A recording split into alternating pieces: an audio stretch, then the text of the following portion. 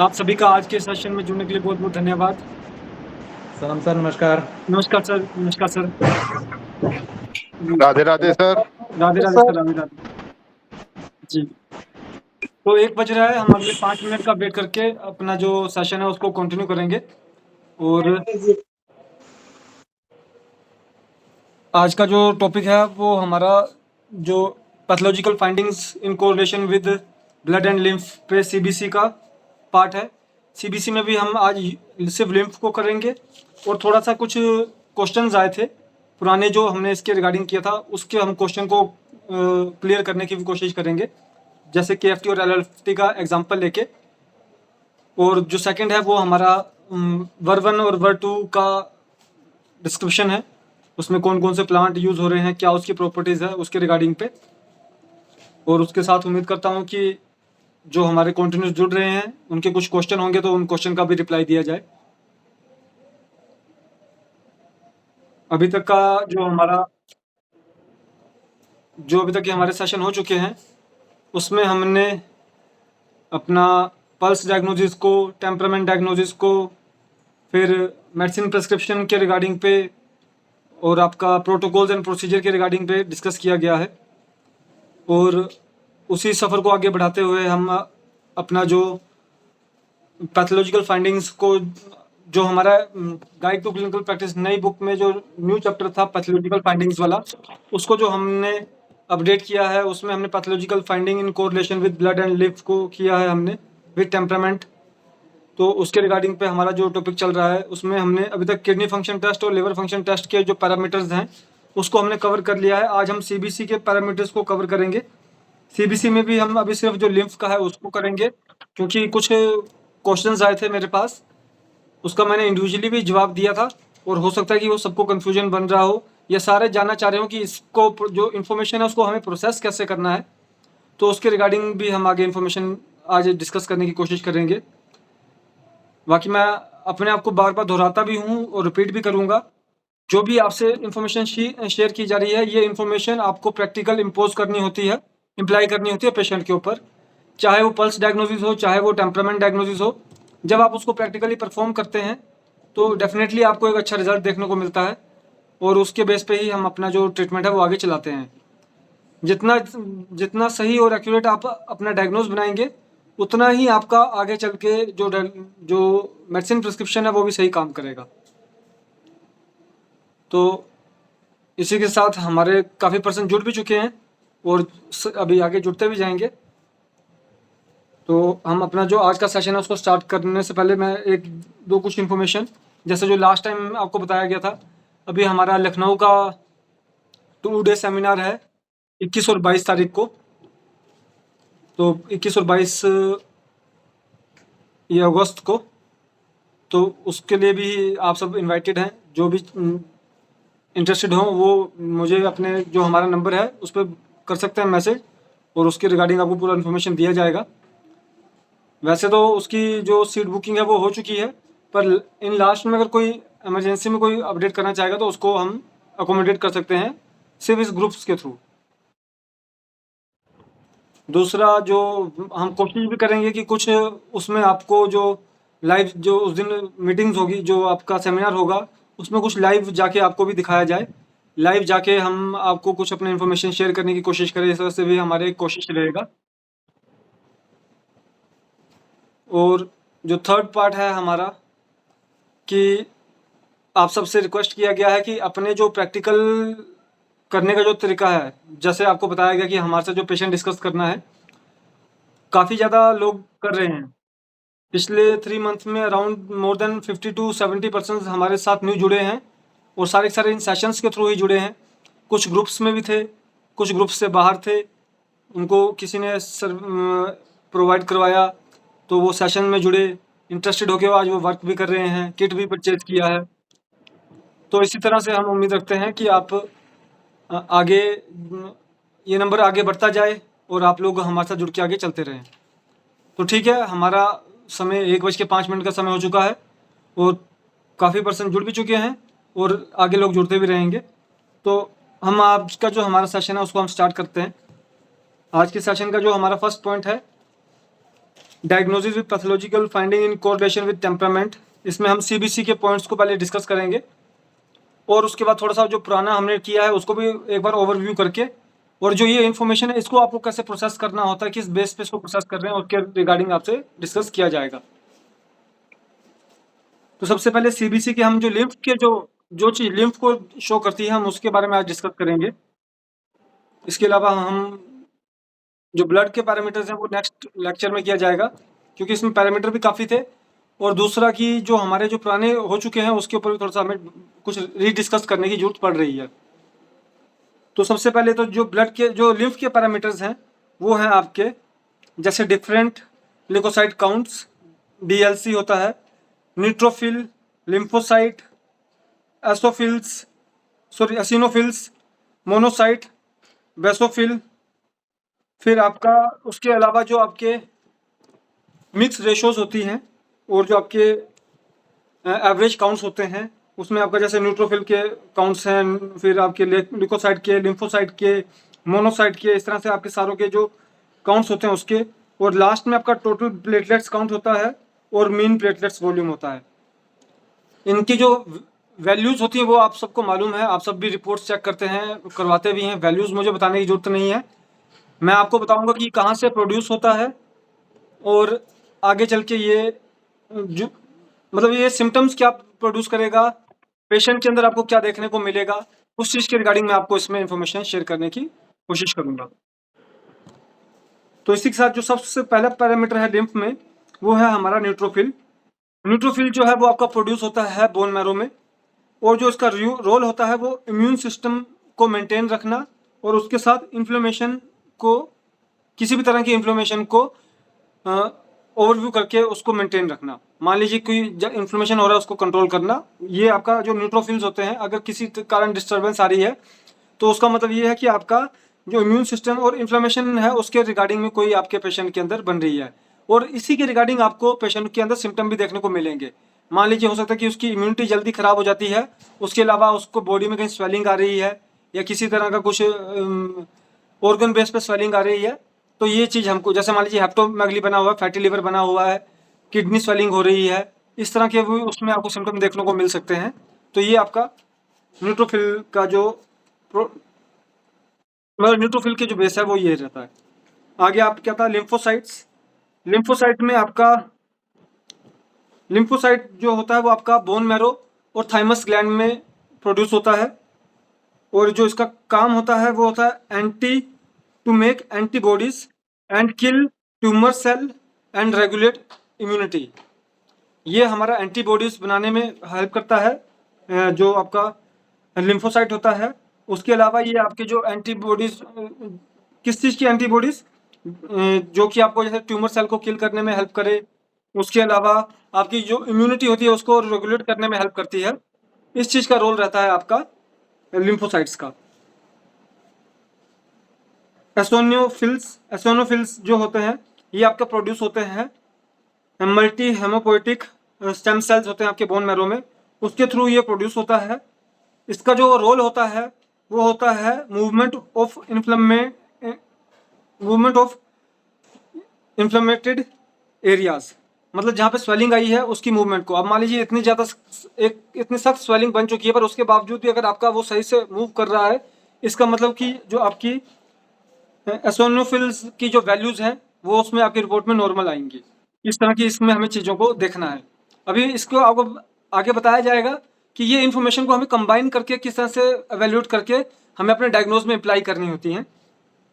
उसके अलावा जो आपका रहता है inflammatory and anti inflammatory role होता है आपका एसिनोफिल्स का, कि अगर कहीं पे आपके इन्फ्लेमेशन बन रही है जहाँ पे इन्फ्लेमेशन नहीं होनी चाहिए, और कहीं पे जहाँ पे इन्फ्लेमेशन होनी चाहिए वहाँ पे आपकी इन्फ्लेमेशन सही से नहीं हो रही है, उसको भी मेंटेन करके रखने का काम जो होता है वो आपका एसिनोफिल्स का होता है।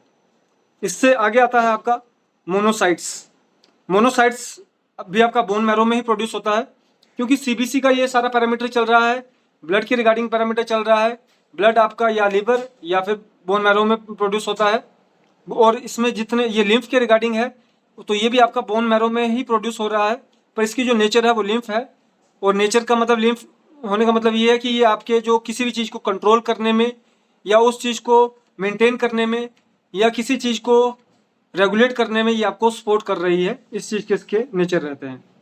तो मोनोसाइट जो आपका बोन मैरो में बन रहा है, इसका जो आपका एंटी इन्फ्लेमेटरी और इन्फ्लेमेटरी रोल इसका भी रहता है। उसके अलावा ये जो प्रोसेस है इसकी, ये and finding and destroying germs and infected cells. जो बॉडी में आपके जर्म्स आ जाते हैं, जब बीमारी होती है जर्म कंडीशन बन जाती है। और उसके अलावा जो आपके जब बीमारी बनती है तो आपके जो सेल्स होते हैं वो भी इन्फेक्टेड होते हैं। तो उन इन्फेक्टेड सेल्स को किल करना या उसको बॉडी से निकालना, उसका काम भी आपका मोनोसाइट करता है। और उसके अलावा जो जर्म्स कंडीशन बन रही है उसको भी मेंटेन करके रखना आपका जो काम है मोनोसाइट करता है। उसके अलावा जो नेक्स्ट है वो है आपका बेसोफिल्स। बेसोफिल्स जो है वो आपका बोन मैरो में ही प्रोड्यूस होता है। उसके अलावा ये आपकी जो बॉडी की हीलिंग के अंदर ये आपको सपोर्ट करता है। बेसोफिल्स का जो रोल है वो है बॉडी को हील करना। और लास्ट में आपका आता है प्लेटलेट्स। प्लेटलेट्स का जो रोल होता है सबको मालूम है, इंटरनल ब्लीडिंग को रोकना। कोई भी बीमारी होती है उसमें ब्लीडिंग की कंडीशन बन जाती है, उसको रोकना। चाहे वो आपका कोई सीजनल डिजीज बन रही हो, जैसे टाइफाइड बन रहा हो या मलेरिया बन रहा हो, उसमें भी आपका प्लेटलेट्स काउंट आपके किसी भी चीज़ में डिस्टर्ब होने शुरू हो जाते हैं। वो उसका रोल आपका बॉडी को नॉर्मलाइज करके रखने में उसका काफ़ी ज़्यादा रोल रहता है। तो ये भी आपका बोन मैरो में बनता है और जो रोल रहता है वो स्टॉप ब्लीडिंग रहता है। ये थे हमारे लिम्फ्स के। इसके अलावा जो और चीज़ है जैसे नेट्रोफिल टू लिम्फोसाइट रेशो, ये आपका नेट्रोफिल्स भी है। और जो लिम्फोसाइट है उसके रेशो की जो डिस्टर्बेंस नहीं रहनी चाहिए उसको रिगार्डिंग पे शो होता है। ये सारे जो पैरामीटर्स हैं आपके, मैं एक बार फिर भी अनाउंस कर देता हूँ। एब्सोल्यूट ल्यूकोसाइट काउंट ये भी आपका लिम्फ में आता है। एब्सोल्यूट न्यूट्रोफिल काउंट ये भी आपका लिम्फ में आता है। एब्सोल्यूट लिम्फोसाइट काउंट ये भी आपका लिम्फ में आता है। एब्सोल्यूट मोनोसाइट काउंट ये भी आपका लिम्फ में आता है। एब्सोल्यूट एसिनोफिल्स काउंट ये भी आपका लिम्फ में आता है। एब्सोल्यूट बेसोफिल काउंट्स ये भी आपका लिम्फ में आता है। उसके अलावा मीन प्लेटलेट वॉल्यूम भी आपका लिम्फ में आता है। ये सारे हमारे लिम्फ के पैरामीटर्स थे। अगर रिपोर्ट आपके पास आती है और उसमें ये चीज़ें डिस्टर्ब हैं तो उसका मतलब जो पेशेंट है वो आपका लिम्फ के रिगार्डिंग पे डिस्टर्बेंस में है। तो इसी के साथ ये हमारा था लिम्फ के रिगार्डिंग पे। और मैं आपको बताऊं, हाँ, कुछ जो डॉक्टर्स थे उनकी क्वारी ये थी कि इसके बेस पे हम किस तरह से पेशेंट बिना बिना किसी रिपोर्ट करवाए हम कैसे जानेंगे कि ये चीज़ें खराब आ रही हैं। अब जैसा कि मैंने आपको बताया कि अगर उसका पेशेंट, चलिए पहले मैं एग्जांपल लूँगा KFT और LFT से, क्योंकि उसके एग्जांपल थोड़े से बॉडी में ज़्यादा शो होते हैं। अब मान लीजिए कि आपका अगर यूरिया खराब है तो कहीं ना कहीं पे आपको जो पेशेंट है उसमें उसको लीवर और किडनी के रिगार्डिंग, दोनों के रिगार्डिंग सिम्टम आपको देखने को मिलेंगे। अभी आपने रिपोर्ट नहीं करवाई है, पर जब आप उससे पूछेंगे तो आपको बताएगा कि उसको यूरिन रिटेंशन भी रह रहा है या यूरिन में भी प्रॉब्लम आ रही है, और उसके अलावा उसको गैस्ट्रिक भी बन रही है और इस तरह की कोई चीज़ भी बन रही है। इसका मतलब जो उसका जो पेशेंट है उसका यूरिया जो है वो डिस्टर्ब हो सकता है। इस तरह से जो उसके सिम्टम्स हैं उसको हम अंडरस्टैंड करके आगे अपना एक जो ट्रीटमेंट, जो डायग्नोज है उसके ऊपर हम जा सकते हैं। फिर एग्जांपल लेते हैं क्रेटिनिन का। क्रेटिनिन का मतलब ये हुआ कि कहीं ना कहीं पे आप वो जो पेशेंट होगा उसको मसल्स और जॉइंट्स की रिगार्डिंग पे भी दिक्कत आनी हो सकती है। बेशक वो आपका कैंसर का पेशेंट है या बेशक वो किसी भी चीज़ का पेशेंट है आपका, पर क्रेटिनिन तो खराब हो सकता है ना। चाहे वो लीवर का डिजीज़ हो में चल रहा हो, चाहे वो किडनी की डिजीज़ में चल रहा हो, चाहे वो किसी रेस्पिरेटरी ट्रैक की डिजीज़ में चल रहा हो, तो उसमें आपके जो क्रेटिनिन है वो डिस्टर्ब हो सकता है। पर अभी आपने रिपोर्ट नहीं करवाई है, आपको उसको रिपोर्ट करवाने के लिए भेजना है, पर आपको मालूम पड़ रहा है क्रेटिनिन के लिए कैसे आप उसे पहले से कैसे बता सकते हो कि ये क्रेटिनिन हो सकता है। वो इस तरह से कि आप उसे उसके जो सिम्टम्स है उसमें आपको मालूम पड़ रहा है कि उसके मसल्स में भी पेन हो रही है और जॉइंट्स में भी पेन हो रही है, तो उससे हमें एक इंडिकेशन जा रहा है कि इसका क्रेटिनिन भी कहीं ना कहीं पे खराब हो सकता है। तो इस तरह से उसके सिम्टम्स के बेस पे हम पहले से उसे प्रिडिक्ट कर सकते हैं कि उसकी बॉडी में क्या क्या डिसबैलेंसेस हैं। फिर जब वो पेशेंट आपका रिपोर्ट करवाता है और वही चीज़ें निकलती हैं तो वहाँ पे जाके एक डॉक्टर का एक अलग से इंप्रेशन जाता है और उस इंप्रेशन के बेस पे आगे जो पेशेंट है वो आपके साथ पूरे लंबे समय के लिए कंटिन्यू भी करता है। मेन रहता है पेशेंट को कन्विंस करना, क्योंकि बेशक आपको मालूम है आपका ट्रीटमेंट साल भर चलेगा, वो किफ़ायती भी है और उसमें कॉस्ट भी ज़्यादा नहीं लग रही है, पर वो साल भर आपके पास क्यों रुके? उसको रोकने के लिए आपको कुछ ऐसी चीज़ें उसको पहले से प्रूफ करनी पड़ेंगी जिससे वो पेशेंट कन्विंस हो जाए। तो उसमें प्रूफ करने का जो सबसे पहला पॉइंट होता है वो होता है हमारा डायग्नोसिस। अगर हम डायग्नोसिस करने में सही से कामयाब हो रहे हैं तो वो पेशेंट डेफिनेटली आपके पास लंबे समय के लिए रुकने के लिए भी रेडी हो जाता है। तो इसी के साथ मैं एग्जांपल लूँगा आपका, मान लीजिए कि एलएफटी।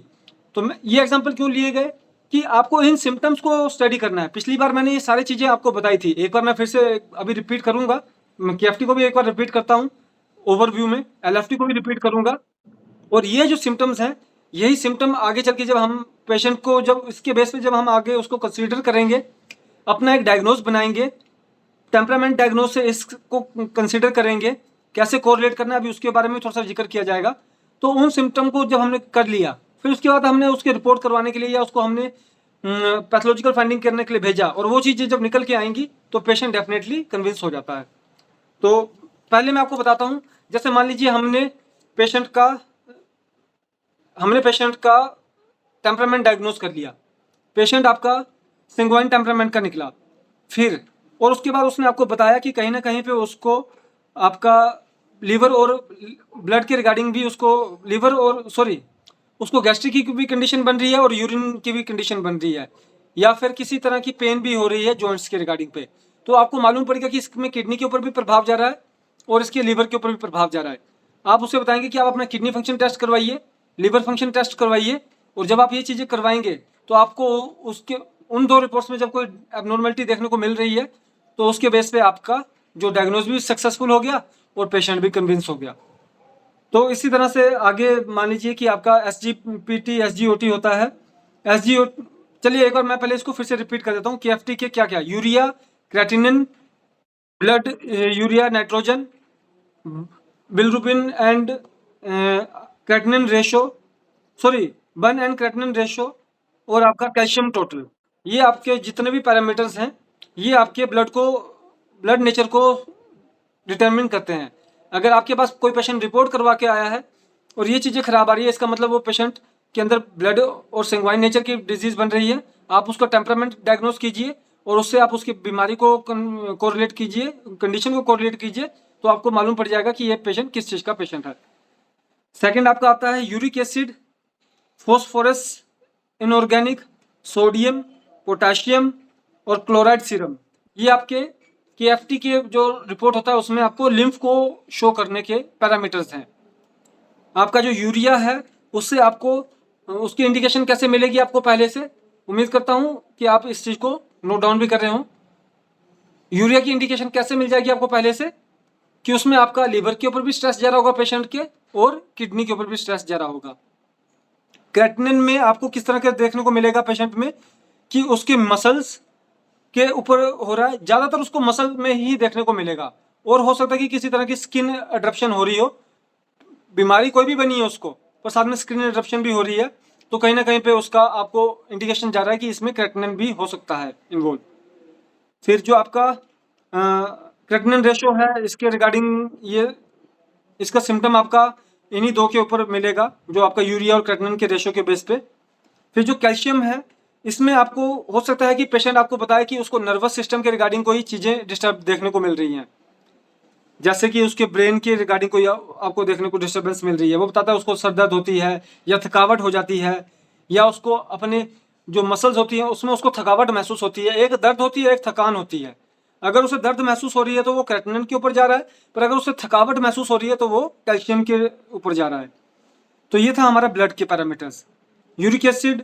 और जो हम लिम्फ के पैरामीटर्स हैं, लिम्फ में आपको हो सकता है उसको एक तो इम्यूनिटी के रिगार्डिंग, उस पेशेंट आपके पास आया, आपको मालूम पड़ गया ये आपका लिम्फेटिक पेशेंट है, फिर आपने उससे जब क्वेश्चन पूछे तो आपको मालूम पड़ा उसके इंटेस्टाइन के ऊपर भी प्रभाव जा रहा है, उसके लीवर के ऊपर भी प्रभाव जा रहा है, उसके अलावा उसके जो यूरिन के ऊपर भी, किडनी के भी फंक्शन में प्रभाव जा रहा है, और उसके साथ उसकी इम्यूनिटी भी डिस्टर्ब हो रही है।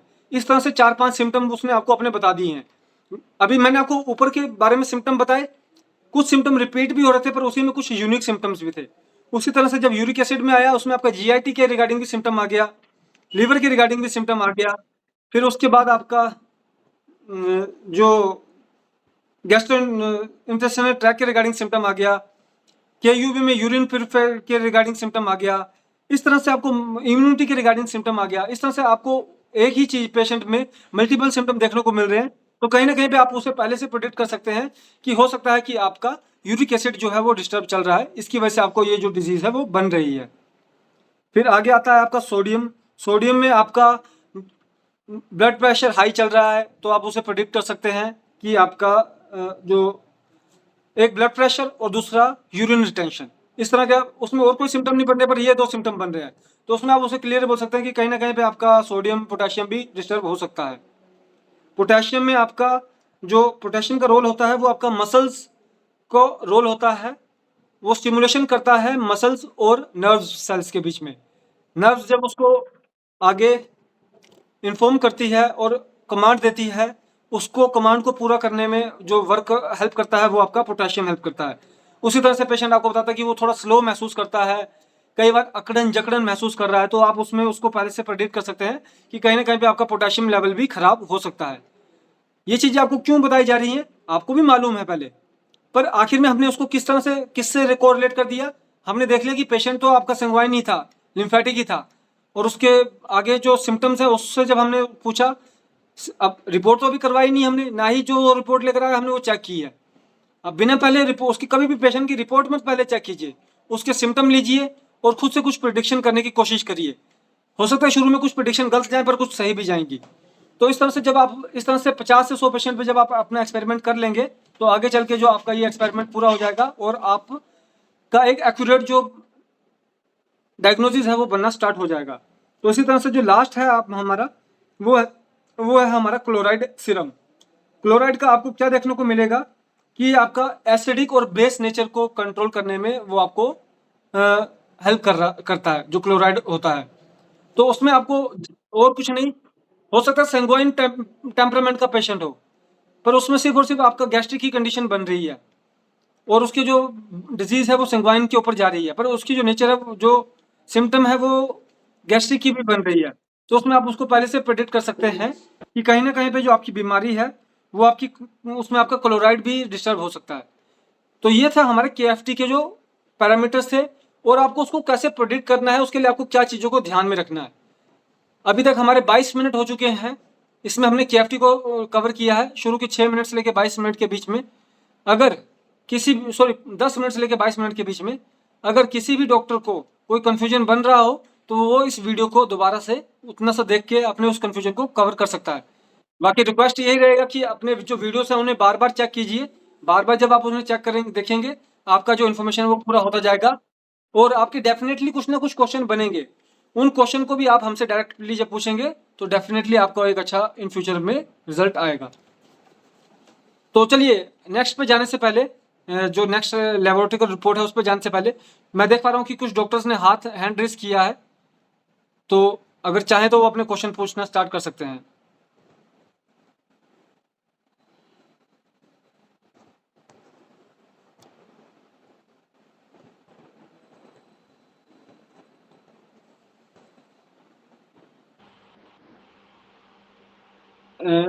जी सर। जी ये यहाँ पे यूजर नेम डॉक्टर कन्हैया लिखा है, क्या आपका कोई क्वेश्चन है, कोई no sir, no confusion? Sir. जी सर। जी जी। अभी आपको देखिए आखिर में हमने क्या चीज़ों से उसकी चीज़ों को प्रेडिक्ट कर रहे हैं उनके सिम्टम के बेस पे, पर सिम्टम को हमें किससे कोरिलेट करना है, टेम्परामेंट से। इसलिए टेम्परामेंट को जानना जरूरी है, पर फिर सिम्टम्स को देख के टेम्परामेंट से कोरिलेट करके हम आगे उसकी जो रिपोर्ट्स फाइंडिंग है उसको भी हम आगे प्रेडिक्ट कर रहे हैं। इस तरह का एक हमें आगे अपने आप में ऑब्जर्वेशन देखने को मिलता है।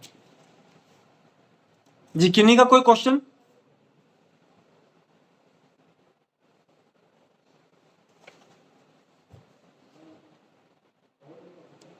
चलिए नेक्स्ट क्वेश्चंस में जो प्रैक्टिस के रिगार्डिंग क्वेश्चन है वो हम लास्ट में लेंगे आज। उससे पहले ये था हमारा आज का, जैसे के का हमने आपको बताया कैसे हमने उसमें सिम्टम्स को अज्यूम किया, पेशेंट के सिम्टम्स को लेके और उसके टेम्परामेंट को लेके कैसे हमने उसको कोरिलेट करके अपने जो डायग्नोज बनाया है। मैं उम्मीद करता हूँ कि आपको इससे आगे अपने डायग्नोज को एक बढ़िया स्टेज पे लेके जाने में, एक बढ़िया मुकाम पे लेके जाने में आपको एक सहायता मिलेगी।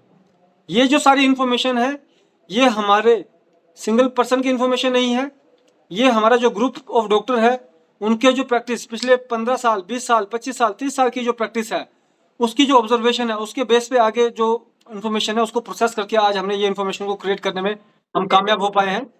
तो उम्मीद करते हैं कि आपकी जो भी क्वेरी रहेंगी आप उससे लगातार पूछते रहेंगे। तो ठीक है, जो एलएफटी में भी इसी तरह से ही है।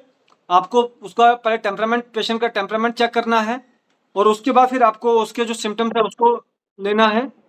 टेम्परामेंट और सिम्टम को लेके जब आप आगे वर्क करेंगे तो उसमें आपको मिलेगा एक अच्छा रिजल्ट देखने को मिलेगा। एसजीओटी जो एसजीओटी और एसजीपीटी होते हैं उसके रिगार्डिंग, जैसे कि आपको एसजीओटी का बताया था, वो आपका लीवर में भी बनता है, वो आपका लीवर में बन रहा है सिर्फ, पर वो आपका यूज जाके किडनी में भी हो रहा है, मसल्स में भी हो रहा है, हार्ट में भी हो रहा है, ब्रेन में भी हो रहा है।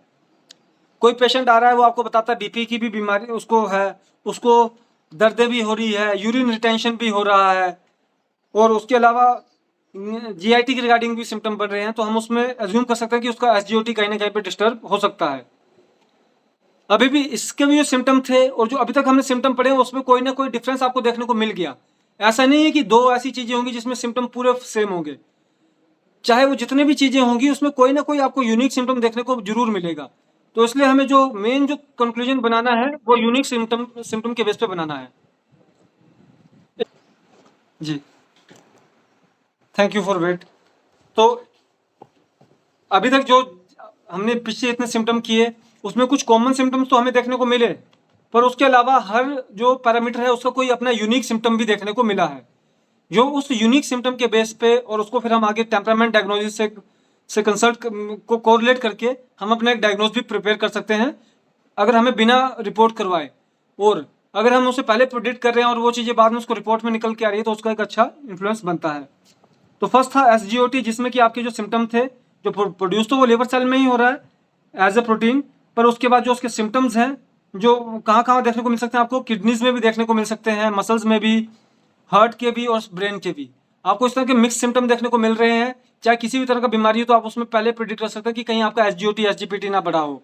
जब आप इस चीज़ को करेंगे तो आपको डेफिनेटली एक अच्छा इन्फ्लुएंस जाता है पेशेंट के ऊपर।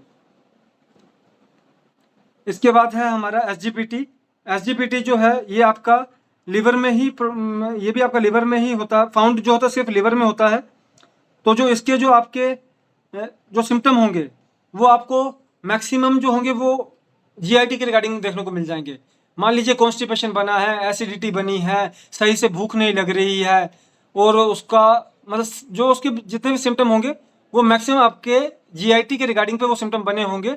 उससे हमें क्लियर हो जाएगा कि ये जो पेशेंट है ये कहीं ना कहीं पे आपका इसमें उसके एसजीओटी जो है वो डिस्टर्ब हो सकते हैं।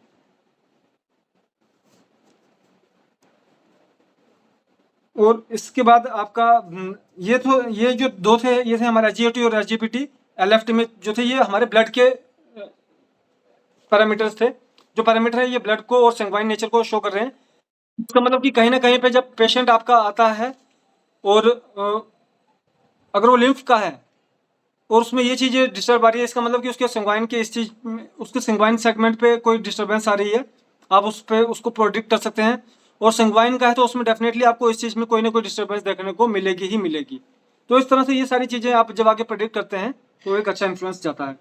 तो इसी के साथ जैसे कि आपके लिम्फ के अंदर आते हैं, फॉस्फेट आ जाता है, फॉस्फेट एल्कलाइन, बिलिरुबिन आ जाता है, टोटल डायरेक्ट इनडायरेक्ट, फिर उसके अलावा प्रोटीन आ जाता है, एल्बुमिन आ जाता है, ग्लोबुलिन आ जाता है।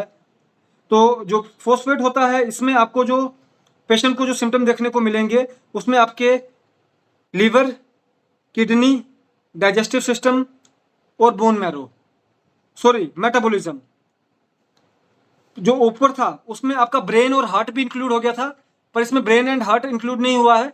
इसमें सिर्फ और सिर्फ लिवर, जो लिम्फ चैनल के होते हैं, उसके ही आपको ज़्यादा सिम्टम देखने को मिल रहे हैं। तो इस तरह से आप उसमें प्रेडिक्शन दे सकते हैं कि कहीं ना कहीं पे आपके जो डिजीज़ है वो आपके इस चीज़ में डिजीज़ हो सकती हैं। इसके बाद जो नेक्स्ट आता है आपका बिलिरुबिन। इसमें आपका टोटल डायरेक्ट इनडायरेक्ट बिलिरुबिन होता है। जो बिलिरुबिन का काम होता है ये आपका जो बेसिक वर्क होता है सेल्स को डिफॉर्म होने से रोकना, सेल्स ब्लड में किसी चीज़ को और को मिक्स होने से रोकना, ब्लड और टिश्यूज़ को आपस में मिक्स को मिक्स होने से रोकना, इस तरह का जो बिलिरुबिन का रोल रहता है।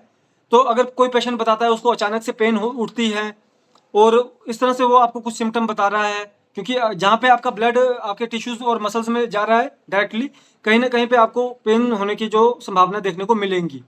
तो इस तरह के जब वो आपको सिम्टम बता रहा है, क्योंकि देखिए होंगे तो मल्टीपल सिम्टम्स ही, पर साथ में आपके कुछ सिम्टम्स ये भी उसमें ऐड हो जाते हैं।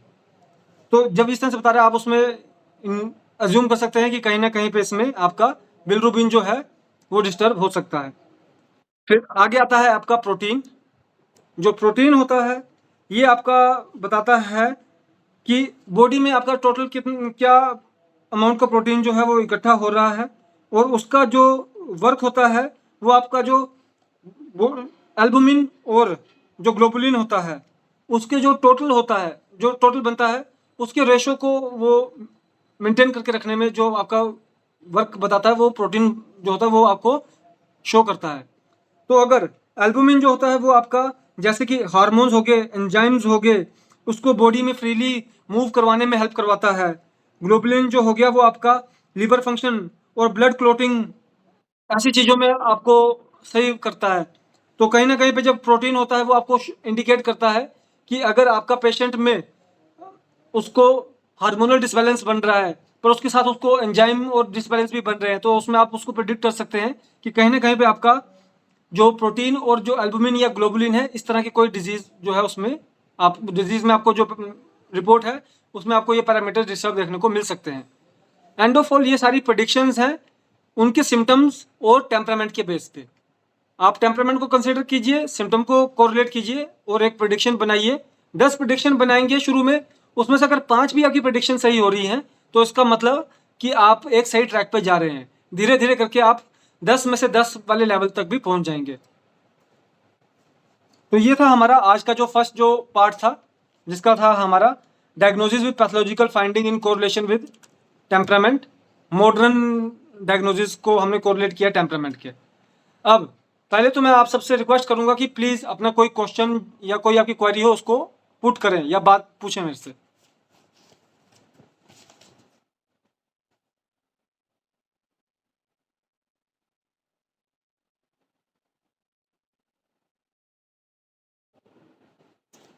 किसी को किसी तरह का कोई ऐसे लग रहा हो कि ये चीज गलत बताई गई या कुछ भी ऐसे। डॉक्टर साहब जी सर, जी सर। नमस्कार। नमस्कार सर, मैं डॉक्टर नमस्कार। आसिम दिल्ली से। जी सर, जी सर।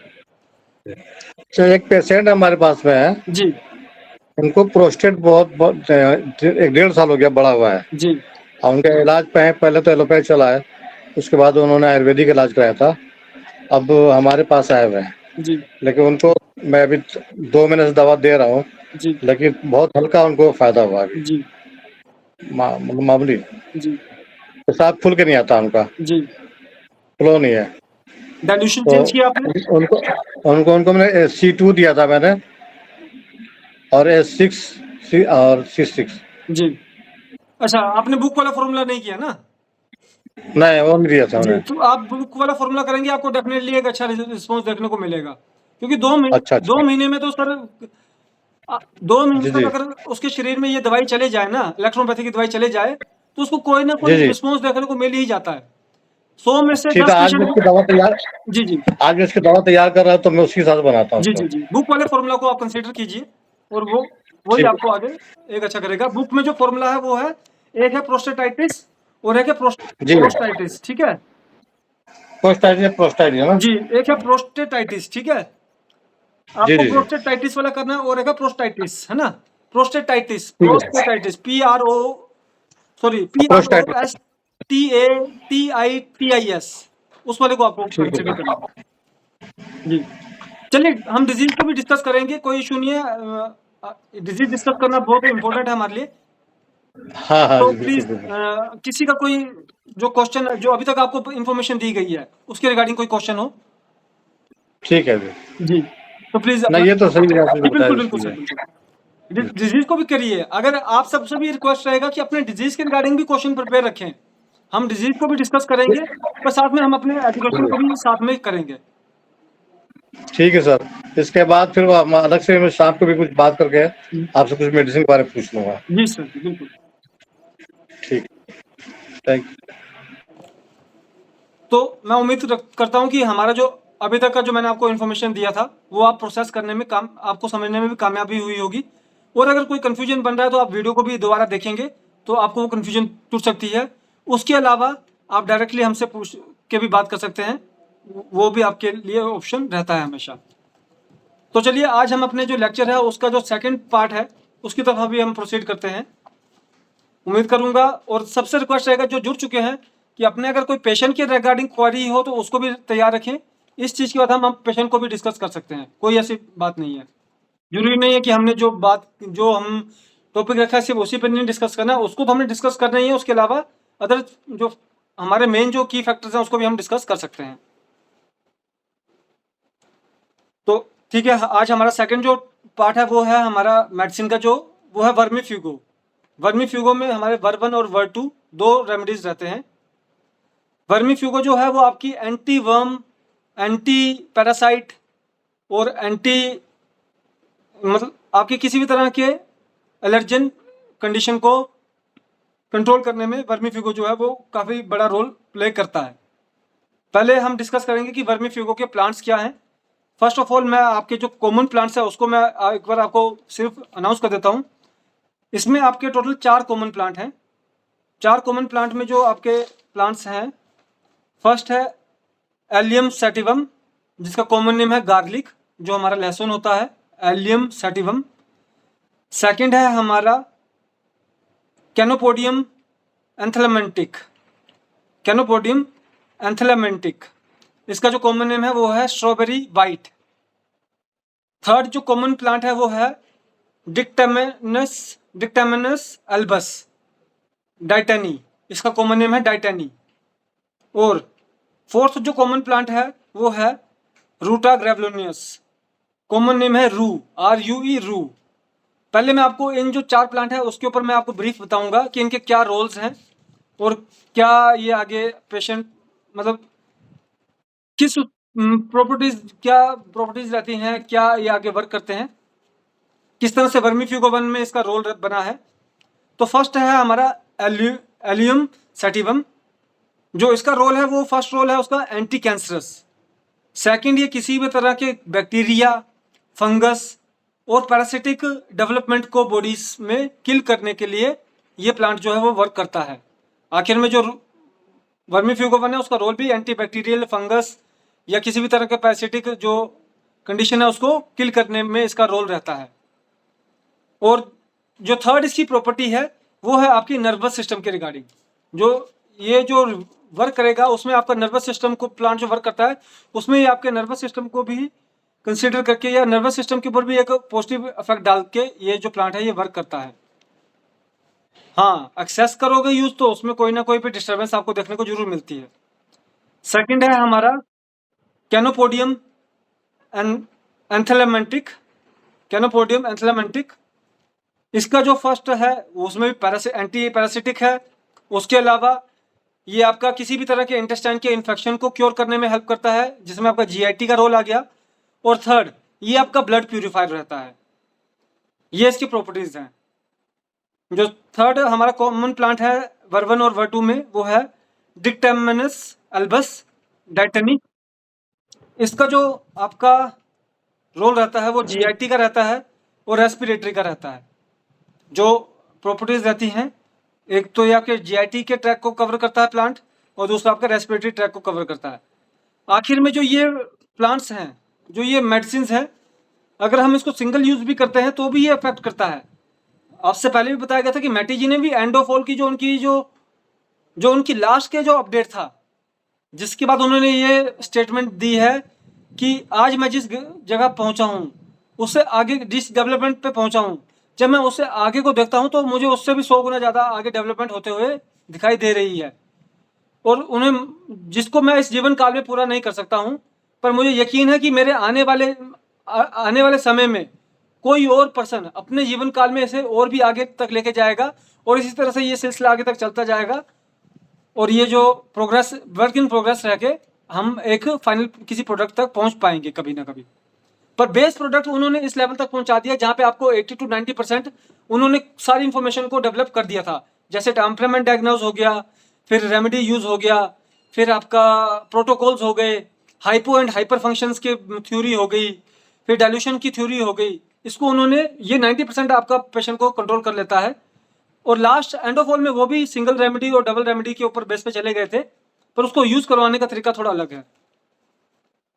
जो इसमें हमारा फोर्थ जो कॉमन प्लांट है वो है रूटा ग्रेवुलिनस। रूटा ग्रेवुलिनस का जो आपकी प्रॉपर्टी है वो है एंटी इन्फ्लेमेटरी, दूसरा आपका ग्लैंड और ऑर्गन और स्किन, इसके ऊपर वो वर्क करता है। जो रूटा ग्रेवुलिनस रू प्लांट। एंटी इन्फ्लेमेशन का मतलब किसी भी तरह की बॉडी में आपको इन्फ्लेमेशन आती है, स्किन के ऊपर भी जब कंडीशन बनती है तो उसमें भी इन्फ्लेमेशन आती है। उसके अलावा आपका मान लीजिए कि कोई ऑर्गन बेस्ड इन्फ्लेमेशन आ रही है, उसमें भी ये आपका वर्क करता है। इसलिए मान लीजिए आपका जब फैटी लीवर होता है, पहले हम उसको वेनवन यूज करवाते हैं, पर कुछ समय के बाद हम उसको वर्वन भी यूज करवा देते हैं। अगर कोई हमें सेटिस्फैक्टरी रिजल्ट नहीं आता है, पहली बार में बेशक हम उसको वेनवन ही यूज करवा रहे हैं, क्योंकि वो एक कॉमन रेमेडी बन जाती है। पर जब उसके बावजूद अगर हमें कोई अच्छा रिजल्ट ना देखने को मिले, तो वहां पे हम वर्वन को इंट्रोड्यूस कर देते हैं उसी प्रोसीजर के अंदर। तो ये थे हमारे कॉमन प्लांट वर्वन और वर्टू के। अब इसके अलावा जो वर्वन का जो यूनिक प्लांट है वो है यूफ्रेबियम ऑफिसनेल। यूफ्रेबियम ऑफिसनेल का मतलब है, जो कॉमन नेम है उसका वो है वुल्फ्स मिल्क।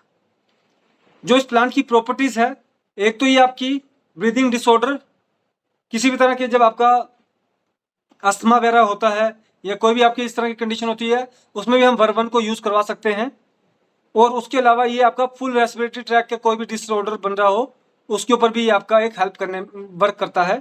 और उसके साथ आपका कार्डियोवैस्कुलर सिस्टम पे भी इसका एक गुड इम्पैक्ट रहता है।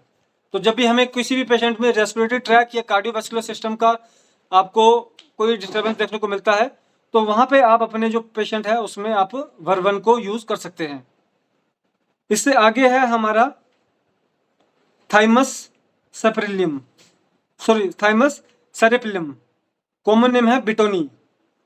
इसका जो फर्स्ट जो इसका प्रॉपर्टी है वो है आपका होल बॉडी न्यूट्रलाइजेशन करती है। ये किसी भी तरह की बॉडी में आपकी डिसबैलेंस आता है या कोई भी तरह की आपकी डेवलपमेंट होती है, उसको न्यूट्रलाइज करने में आपका वर्वन जो है, वर्मीफ्यूगोवन जो है, वो आपको हेल्प करता है।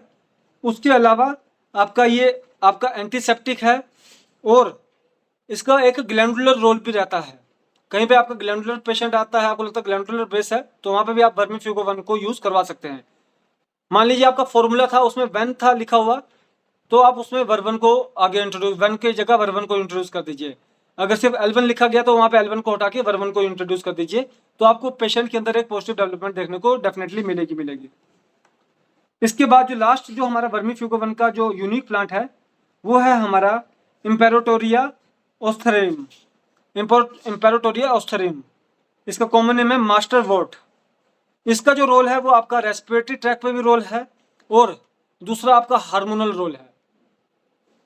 एक आपका ऑर्गन बेस पे रेस्पिरेटरी ट्रैक हो गया, एंडोक्राइन और ग्लैंडुलर बेस पे हार्मोनल रोल हो गया।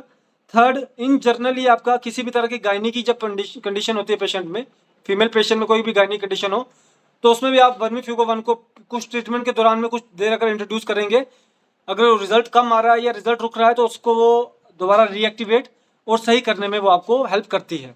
ये हमारा वर्मीफ्यूगोवन का रोल रहा। टोटल इसमें आपके 7 प्लांट्स हैं, जिसमें हमारे 4 यूनिक हैं और 3 जो 4 हमारे कॉमन है और 3 जो यूनिक प्लांट हैं। सेम ऐसे ही वर्मीफ्यूगो 2 में भी हमारे 4 कॉमन और 3 यूनिक प्लांट हैं। तो जो आपका यूनिक प्लांट है उसमें कॉमन प्लांट को हमने डिस्कस कर लिया है। यूनिक प्लांट में आपका फर्स्ट है आर्टेमिशिया कीना। ये जो आर्टेमिशिया कीना है ये भी आपको जब नवंबर मंथ में आते हैं तो आपको दिखाया जाता है। फिर आपका जो रूटा ग्रेवुलिनस है, ये भी आप नवंबर मंथ में चंबा का जो 5 डेज सेमिनार अटेंड करते हैं उसमें आपको दिखाया जाता है। कैनोपोडियम एंथम, कैनोपोडियम जो है आपका स्ट्रॉबेरी बाइट, ये भी आपको दिखाया जाता है। एलुवियम सैटिवम तो कॉमन प्लांट है, ये आपको देखने को हर जगह पे देखने को मिल जाता है। उसके अलावा जो आगे आपको जो चंबा में आपको दिखाए जाते हैं उसको मैं जरूर मेंशन करूंगा। अभी इसमें एक और प्लांट आने वाला है जो चंबा में आपको दिखाया जाता है। तो बता रहा था मैं आपको वर्मीफ्यूगो 2 का जो यूनिक प्लांट है वो है, फर्स्ट यूनिक प्लांट है आर्टिमिशिया कीना। आर्टिमिशिया कीना जो है, इसका जो रोल है वो है नर्वस सिस्टम। फर्स्ट जो रोल है वो नर्वस सिस्टम। सेकंड जो इसकी प्रॉपर्टी है वो किसी भी तरह के वर्म्स और पैरासिटिक फॉर्मेशन को बॉडी से किल करने में वर्क करता है।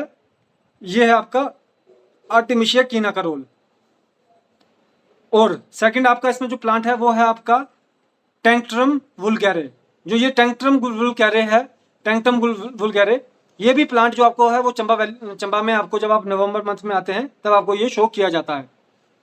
इसमें आपका जो इसका जो प्रॉपर्टी है, फर्स्ट जो रोल है वो है ग्लैंडुलर रोल, और उसके बाद जो ग्लैंडुलर नर्वस सिस्टम रोल, और जो प्रॉपर्टीज है उसमें ये आपका आर्थराइटिस को भी कंट्रोल करता है, और किसी भी तरह के आपके जो जॉइंट बेस्ड डिसऑर्डर होता है या मसल और जॉइंट के जो मिक्स का जो डिसऑर्डर होता है उसमें भी ये आपको वर्क करता है। तो इसलिए जब आप चेक करेंगे तो उसमें आपको हमारा जो आर्थराइटिस का मिलेगा, उसमें आपको वर्मीफ्यूगो 2 का भी देखने को जरूर मिलेगा। उसके अलावा लास्ट आता है आपका जो कॉमन यूनिक प्लांट है वर्मीफ्यूगो 2 का है, वो है स्पिजिलिया एंथेलेमिया, स्पिजिलिया एंथेलेमिया। इसका कॉमन नेम है वर्म हर्ब। तो इसका एक तो आपका जो रोल है वो है रेस्पिरेटरी ट्रैक और CBS, cardiovascular system. Cardiovascular system में आपका किसी भी तरह के हार्ट डिसऑर्डर को वर्क नॉर्मलाइज करने में वर्मीफ्यूगो 2 आपका वर्क करता है। उसके अलावा किसी भी तरह की आपकी बॉडी में वर्म इन्फेक्शन होता है, मान लीजिए जीआईटी वर्म इन्फेक्शन है, तो उसमें आपको वर्मीफ्यूगो 2 को यूज करेंगे तो आपको डेफिनेटली एक पॉजिटिव जो इम्पैक्ट है पेशेंट पे देखने को वो मिलेगा। तो ये था हमारा वर्मीफ्यूगो 1 और वर्मीफ्यूगो 2 का जो प्लांट्स के डिस्कशन। प्लांट्स के बेस पे लास्ट टाइम हमने ना उसमें कुछ चीज़ें छूट गई थी, उसको भी मैं एक बार फिर से नहीं, वो हमने कर लिया कवर। इसका जो अभी छूटा है वो ये है वर्मीफ्यूगो 1। वर्मीफ्यूगो 1 में आपके 7 plant, it is composed of 7 herbs which have specifically influence on small and large intestine and its vermifuge in manifestation. किसी भी तरह के स्मॉल एंड लार्ज इंटेस्टाइन और आपका वर्म और पैरासिटिक इन्फेस्टेशन को ये आपको कंट्रोल करने में हेल्प करती है। Best use with C10, S10, C15 और YE। C10, S10, C15 और YE के साथ आप इसको यूज करवा सकते हैं वर्मीफ्यूगो 1 को, तो आपको एक अच्छा रिस्पॉन्स देखने को मिलेगा। उसके अलावा इसमें आपका किसी भी तरह का म्यूकस और म्यूकोजल मेम्ब्रेन का अगर इन्फेक्शन बन रहा है, या आपका किसी भी तरह का स्किन एलर्जी बन रही है, या बॉडी में थ्रेड वर्म या टॉयब वर्म या हुक वर्म्स बन रहे हैं, तो उसमें भी आपको जब आप वर्मीफ्यूगो 1 को डायरेक्टली यूज करवाएंगे तो आपको एक अच्छा जो रिस्पॉन्स है वो देखने को मिलेगा। सेकंड है हमारा वर्मीफ्यूगो 2। वर्मीफ्यूगो 2 जो है इसमें भी सेम 7 आपके हर्ब्स हैं, और ये आपका आप इसको एक्सटर्नली भी यूज करवा सकते हैं। जहाँ पे आप वर्मीफ्यूगो 1 इंटरनल यूज करवा रहे हैं, वहाँ पे वर्मीफ्यूगो 2 आप हॉट कंप्रेस, मसाज, इसमें भी आप यूज करवा सकते हैं। डायरेक्ट तो पिला ही सकते हैं, पर हॉट कंप्रेस और मसाज में भी यूज करवा सकते हैं, तो एक आपको अच्छा जो रिजल्ट है, रिस्पॉन्स है वो देखने को मिलता है। Best use with F2, A2, YE, GE। F2, A2, YE, GE के साथ आप जब इसको यूज करवाते हैं तो वर्मीफ्यूगो 2 का आपको एक बेस्ट जो रिस्पॉन्स देखने को मिलता है। एक्सटर्नल भी यूज करवाइए, उसके अलावा इंटरनल के लिए आप इसको यूज करवा सकते हैं। तो ये था हमारा आज का जो सेशन का जो मेन टॉपिक्स थे। उसमें हमारा फर्स्ट टॉपिक था आपका मॉडर्न पैथोलॉजी, जो मॉडर्न डायग्नोसिस जिसमें पैथोलॉजिकल फाइंडिंग, उसमें उसको हमने कंसिडर किया और उस पर वर्क किया। और सेकंड हमारा वर्मीफ्यूगो 1 और वर्मीफ्यूगो 2 के ऊपर हमने डिस्कस किया। अब मेरा आप सबसे रिक्वेस्ट रहेगा कि प्लीज़ अपने क्वेश्चंस जो हैं उसको 1 बाय 1 करें। किसी का मेडिसिन की हाँ सर, हेलो। जी सर, जी राम जी सर, प्लीज़। नमस्कार सर। हाँ सर, हाँ सर, ये बोल रहे हैं कि जितने भी आप मेडिसिन, जो भी मेडिसिन पढ़ा है, बर्वन हो या C10 हो या कोई भी जो मेडिसिन है, जी। इसमें जो जितने भी मेडिसिन पढ़े हैं जी, उसका डिटेल सर, एक एक मेडिसिन का उसका डिटेल भी एक बुकलेट मिलता तो बेहतर होता है। बिल्कुल कि बिल्कुल। जिसमें देखिए आज जिस मेडिसिन हम में जी जी जो भी पढ़ा है तो उससे सर उसको समझने में बेहतर होगा कि जो मेडिसिन पड़ा हुआ है जी उस मेडिसिन का रोल कहाँ कहाँ है। जी तो उसको हमको मतलब कि उसको लेने में और पेशेंट को देने में एक कंसीडर दिमाग में बना रहे कि हाँ ये चीज ये पड़ा हुआ है, यहाँ इसका रोल है। बिल्कुल बिल्कुल। देखिए मैंने आपको वही बात बताई ना, जो एक तो था ही जो हमारा वॉल्यूम 1 एंड वॉल्यूम 2 बुक थी, टेम्परामेंट इंटीग्रेशन वाली जी जो बुक थी, उसमें भी ये सारी चीज़ें बताई गई थी कि मान लीजिए S1 में अगर आपके 5 प्लांट डले 7 प्लांट डले हैं तो उन प्लांट के क्या रोल हैं, S1 का क्या रोल है उस चीज़ को। बाकी अभी उसी को हम जब दोबारा अपडेट करेंगे तो उसी में ये सारी इन्फॉर्मेशन को भी हम दोबारा से री हाँ इंट्रोड्यूस मेरा कर सर देंगे। वो तो सारे लोगों के पास है, लेकिन मैं ये चाहता हूँ जैसे S1 में जितने मेडिसिन पड़े हैं जी जी उसका मतलब कि डिस्क्राइब किया जाए कि वो मेडिसिन प्रॉपर उसका क्या हेल्प है, जी बिल्कुल बिल्कुल। क्या सहयोग जी, है उसका। जो प्लांट्स उसमें डाले डाले गए हैं उसका क्या रोल रहता है, इंडिविजुअल क्या रोल है जी जी। और किस तरह से वो आपका हाँ हाँ इन जनरल इम्पैक्ट उस पर करता है। दो चार लाइन। हाँ हाँ हाँ, जनरल मतलब कि उस पर कहाँ कहाँ इसका इम्पैक्ट है एक जी एक जी मेडिसिन का, जी जी बिल्कुल बिल्कुल। यही कहना। जी सर जी। इसको भी हम कंसिडर करके आगे चलेंगे। किसी का भी जी कोई प्रैक्टिस के थैंक यू रिगार्डिंग। सर। जी सर। जी डॉक्टर दिनेश जी। जी नमस्कार सर। हाँ जी। हाँ डॉक्टर साहब नमस्कार। जी सर नमस्कार जी। डॉक्टर साहब मेरे पास एक भी नया पेशेंट सोराइसिस का आया है। जी सोराइसिस का है और उनकी एज है 63 जी और उनको 30 ईयर्स सोराइसिस है सर। जी पैरों से स्टार्ट हुई थी, पूरे पैरों पर है जी और हाथों पर कोहनियों की जो साइड होती है नीचे की तरफ उसमें है सर। जी जी अब मैंने फिर उनसे यही बोला कि पहले मैं कंसल्ट कर लूं अपनी सीनियर टीम से, बिल्कुल बिल्कुल। आपको ट्रीटमेंट के लिए आगे कोशिश करूंगा। चलिए मैं आपको इसी बात बताता हूँ। जैसे एक हमारे सीनियर सर हैं डॉक्टर काकड़े जी हैं, फिर उसके अलावा जी महाराष्ट्र के एक दो सीनियर सर हैं हमारे, मुझे बार बार उनका नाम थोड़ा मिस कर जाता है माइंड से। वो पर्सन जी जो है ना वो सारा का सारा सिर्फ और सिर्फ स्किन पे वर्क कर रहे हैं, ठीक है। ऐसा जी क्या जी है जी कि उनको उनके पास तो पेशेंट आ भी नहीं रहा, मतलब जैसे दूर से भी वो एक पल को एक सही कंक्लूजन पे पहुंच के रेमेडी से एक रिजल्ट लेने में कामयाब हो जाते हैं ना। ऐसा क्या है जी कि वो उस तरह से भी कामयाब हो जाते हैं और हमारे पास जब पेशेंट आता है उसके बावजूद भी हमें कई बार कामयाबी नहीं मिलती है ना। जी हाँ तो क्यों, क्या, कहाँ से कामयाब हुए? उन्होंने जो वो इन्फॉर्मेशंस हैं, जो उनका जो एक्सपीरियंस है उसको उन्होंने कंसीडर करके, अब जैसे मान लीजिए सोराइसिस वाला पेशेंट है, ठीक है, जी 30 साल से इसको ये चीज बनी हुई है। सबसे पहले हम चीज जी देखेंगे हाँ कि इसमें सोराइसिस के अलावा क्या क्या चीजें हैं उसको, है ना। जी जी सोराइसिस के अलावा में जैसे मान लीजिए उसको जीआईटी के रिगार्डिंग कोई सिम्टम बना हुआ है, क्या डायबिटीज है, जी क्या हाइपरटेंशन बीपी है, या फिर किसी भी जी तरह का कोई और सिम्टम तो नहीं है। पहले हम उसको कंसीडर हाँ करेंगे। फॉर्मूला हम जी जी सोराइसिस का ही चलाएंगे, पर कोशिश करेंगे कि पेटेंट में कुछ इस तरह से चीजें दी जाएं जिससे कि उसके जो अदर जी सिम्टम है उसको कंट्रोल किया जाए, ठीक है। जी और जी दूसरी सर चीज कि जो उसका सोराइसिस है वो एकदम से सही नहीं होने वाला, क्योंकि 30 साल से वो चीज उसकी बॉडी में बनी है, ठीक है। हो सकता है कि जी हाँ अगले 1 से 3 साल का समय लगे, ठीक है। पर फुल टाइम लगेगा पर कहीं ना कहीं पे जो जी 3 मंथ, जो उसका शुरू का 3 मंथ का टाइम होगा, उसके अंदर उसके जो सिम्टम्स हैं और इरिटेशन है वो आपका 70 to 80% तक कम होनी चाहिए, ठीक है। थ्री टू अभी सिक्स उन्होंने बोला है कि जैसे ट्रीटमेंट लिया है पहले, जी तो बोले कि अब इस टाइम ड्राई है, बोले वो वेट हो गई थी। मैं बोला जी आप होम्योपैथिक ट्रीटमेंट लिया था? जी बोले नहीं मैंने एलोपैथिक लिया था, उसमें वेट होने लगी तो फिर मुझे दिक्कत होने लगी, मैंने जी। तो छोड़ दिया। देखिए अब मैं आपको इसमें बताता हूँ, हो सकता है कि हमारी मेडिसिन लेने से भी वेट हो, ठीक है। पर जी जी जी अब उसमें एक और चीज हमें कंसिडर करनी पड़ेगी कि कितने समय तक दवाई लेता रहा वो। अब वो बोले कि उसने 6 महीने तक दवाई ली, 6 महीने तक वो गीला बना रहा है ना, तो इसका मतलब वो काफी लंबे जी समय तक गीला बना रहा।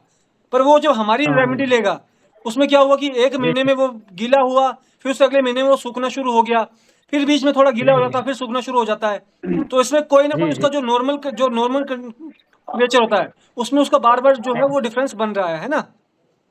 जी हाँ तो इस तरह से चीजें कंसीडर करके, और दूसरा आपको बताया गया है पहले से ही पेशेंट को बोल दीजिए कि हमारे ट्रीटमेंट के दौरान ये चीजें बन सकती हैं, ऐसा ऐसा होगा, तो पेशेंट आपके पास हाँ जी लंबे समय तक टिकता है ना। लगता है जी जी। तो इस तरह से आपको उस पेशेंट में और कुछ नहीं, पहले तो उसके जो अदर दो चीजों के फैक्टर पे वर्क करना है। फॉर्मूला दीजिए सोराइसिस वाला, पेटेंट चलाइए जी बीच जी में थोड़ा सा, उसके जो अदर सिम्टम्स है जी उसके बेस पे। मान लीजिए जीआईटी का सिम्टम है या रेस्पिरेटरी ट्रैक का सिम्टम है, कोई भी सिम्टम है, अगर एज जी सच जी कोई सिम्टम कॉम्प्लिकेशन बता भी नहीं रहे तो भी उसको 3 सिरप तो हमने पहले पिछली बार भी डिस्कस किया था, एंजीप्लेक्स, एल्कोलिन हाँ और मेगाटोन। ये 3 सिम्टम जो सिरप है उसको 3 महीने में एक-एक बार 100 ml का एक-एक सिरप पिला दीजिए, है ना? जी तो डेफिनेटली उसमें कोई पॉजिटिव फीडबैक आपको देखने को मिलेगा। मिलती जाएंगे। जी। जी ओके डॉक्टर साहब, जी, ओके सर। ठीक हाँ ठीक सर जी नमस्कार जी। जी, सर गुरविंदर जी सर ऐसा नमस्कार, है, नमस्कार सर। हाँ जी नमस्कार जी। सर जी ऐसा है भी कुछ पेशेंट है वो कहते हैं, कंप्लेंट करते हैं भी जब भी हम खाना खाते हैं जी, और खाना खाने से 30 मिनट बाद जैसे लीवर को अंदर से लीवर से हीट निकलती है, लीवर को ऐसा लगता है अंदर से चाकू से छील दिया हो। जी, इन्फ्लामेशन, अंटरनल इन्फ्लामेशन होती है बॉडी में, बिल्कुल। होती है लीवर के नीचे नीचे। जी। कसावट सी हाँ महसूस जी होती है। छील, हाँ जी। जी, यदि जहां ना हो फिर जहां पे टंग में हीट निकलती है, जी, जी, जी। जीभ गर्म हो जाती है या लीवर गर्म रहता जी, है, जीआईटी। दोनों से एक चीज गर्म रहती है। जी। हाँ जी। तो इसमें आपका क्या ये तो उसका कंडीशन हो गया, ठीक है? सर गुरविंदर सर ये तो उनकी कंडीशन होगी पेशेंट की। आवाज़ आ रही है? हाँ जी हाँ जी हाँ जी। जी, ये तो उन पेशेंट की कंडीशन हो गई जनरल, है ना? हाँ जी सर जी, तो कुछ कम है, वो कॉफी पीता था, हमने कॉफी बंद कराई, कुछ जी। उसे 30-40% रिलीफ भी मिला है कॉफी बंद करने से। जी। तो अभी आप इसमें आगे आपने ट्रीटमेंट दिया, क्या ट्रीटमेंट दिया वो बताइए थोड़ा-सा? सर जी अभी तो मैंने S10 और C5 दिया है, S10 और C5 जी। 2 मेडिसिन दी है। अच्छा, मैं आपको ना इसमें बुक में बताता हूँ आपको इसमें आप क्या दे सकते हैं, ठीक है? जो हमारे बुक में फ़ॉर्मूलाज़ हैं, देखिए ऐसा है ओके बुक ओके। में जो फ़ॉर्मूला है ना, आपने उसमें डिज़ीज़ को कंसीडर करके नहीं करना है कंसीडर। आपने डिज़ीज़ के जो सिम्पटम्स होते हैं उसके रिगार्डिंग भी कुछ फ़ॉर्मूलाज़ होंगे उसमें, है ना? तो आपको अपना ओपन माइंड रखिए, उन चीज़ों को सारों को देखिए, फिर जब आप आगे चलेंगे तो आपको डेफ़िनेटली एक अच्छा जो रिस्पॉन्स है वो देखने को मिलता है। एक सेकंड रुकिए, मैं आपको अभी बताता हूँ इसमें बुक में कौन सा फ़ॉर्मूला है जिसको हम इसमें यूज़ करवा सकते हैं। 151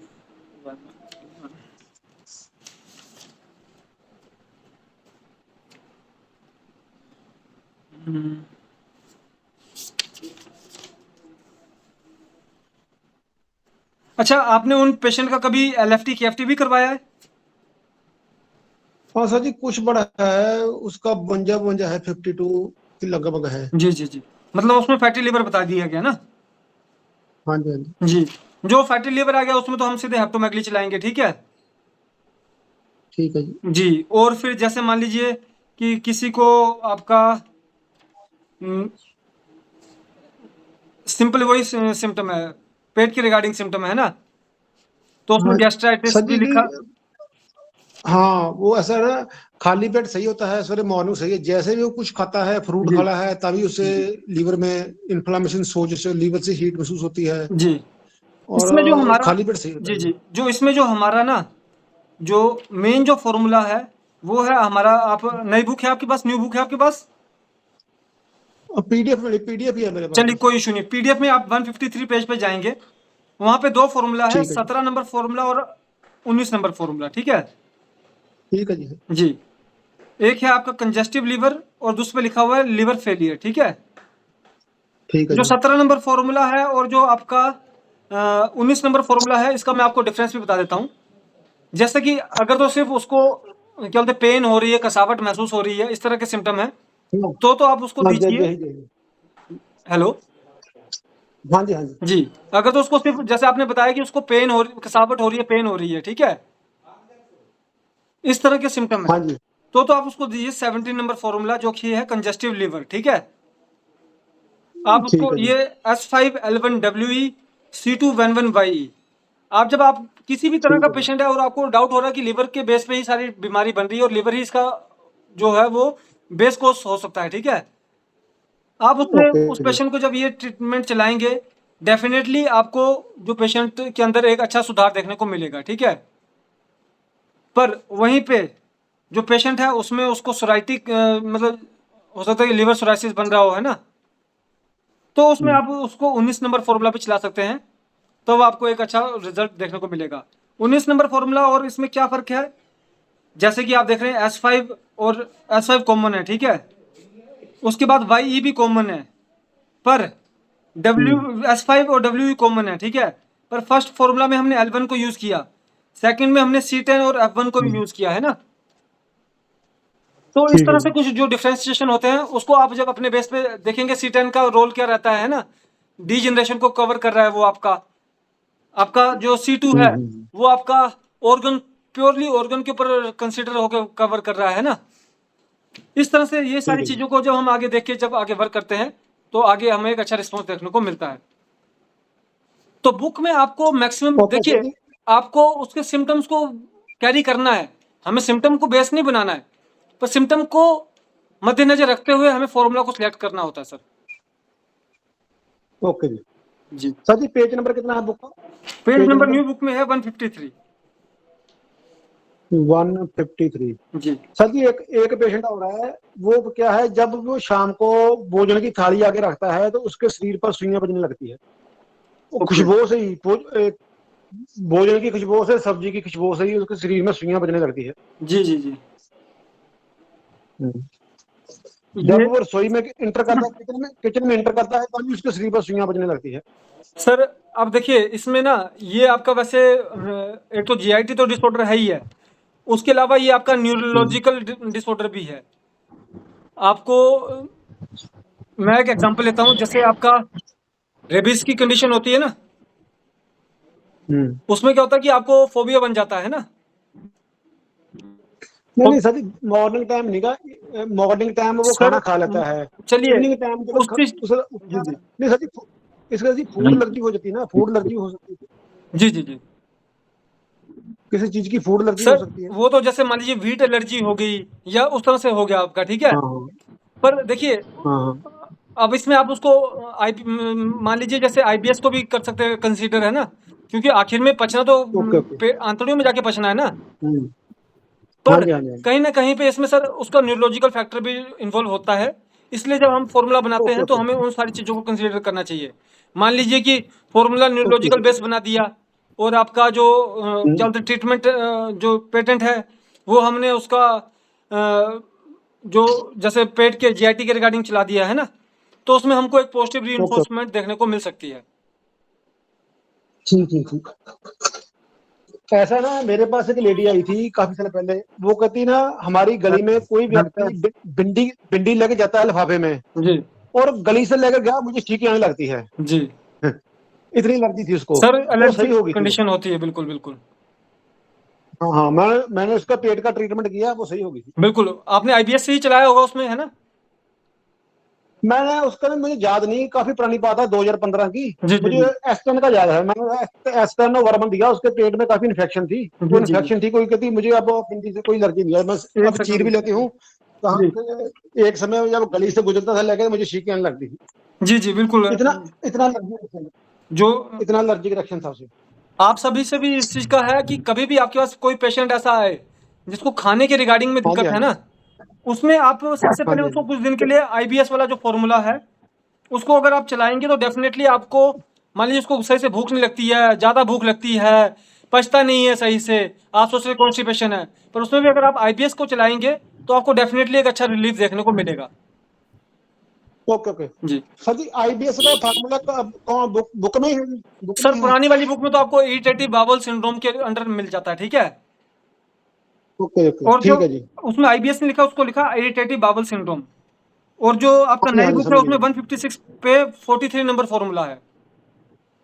160 156 पे 156 में। जी, ठीक है सर जी, 46 नंबर। धन्यवाद जी, सर जी आपने बहुत बढ़िया, सर जी बहुत बढ़िया आपने गाइडेंस दी, आपका बहुत धन्यवाद। जी thank you sir, thank you. Thank you thank Tapeshwar sir, आप भी कुछ पेशेंट दिखा रहे हैं क्या, कुछ शेयर सलाम करना सर। चाहेंगे? जी जी जी एक जी, इनका जो एक प्रॉब्लम आप सेकंड रुकिए, देख रहे मुझे हैं आपको ना। पिन करने दीजिए। ये देखिए एवरीवन, सारे डॉक्टर्स जो मैंने पिन किया है स्क्रीन को, आप इसको जरूर देखिए। जी सर बताइए प्लीज।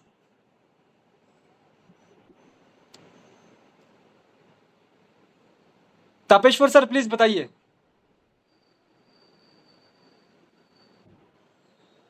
सर आपकी आवाज तो नहीं सर आती है। इनका तो कुछ मतलब ये सब स्किन आ रहा है, जी जी जी जो बुक का फार्मूला है ना, जी जी मैं बता रहा हूँ ना, ये स्किन इनका वापस आ रहा है। जी जी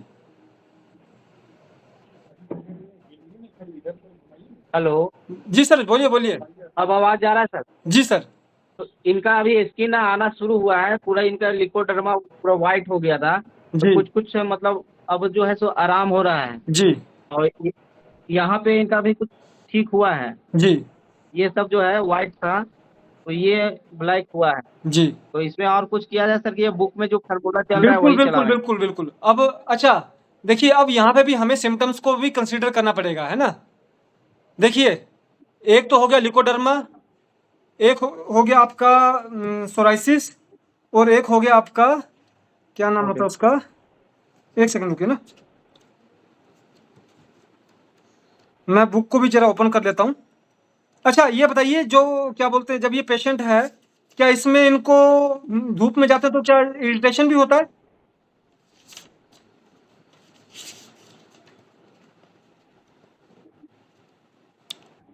क्या क्या बोले सर? जो ये पेशेंट है, जब ये धूप में जाते हैं तो आपको कभी गैस तो क्या इस चीज में इरिटेशन होता है, जी इनको जी चमड़ी पे इरिटेशन होता है?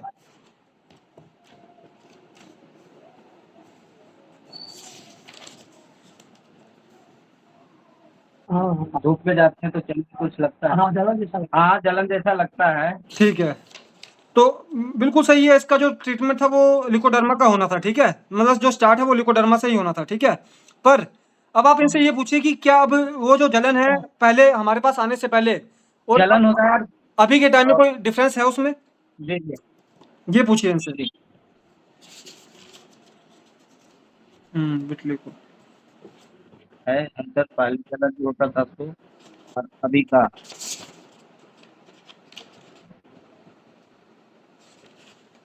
जलन अभी अभी होता है, हल्का धूप में रहता है ना, हाँ हाँ। अच्छी अच्छी होता है। और पहले में पहले भी वो ये बता रहे हैं कि पहले में धूप में निकलने से जलन नहीं होता है, पर अभी जो दवा चल रहा है तो थोड़ा थोड़ा होता है, जी, अब देखिए वो तो और इसलिए भी स्किन है में क्योंकि खुजली भी स्किन होता है। स्किन एक्टिवेशन भी हो चुकी है अब, ठीक है।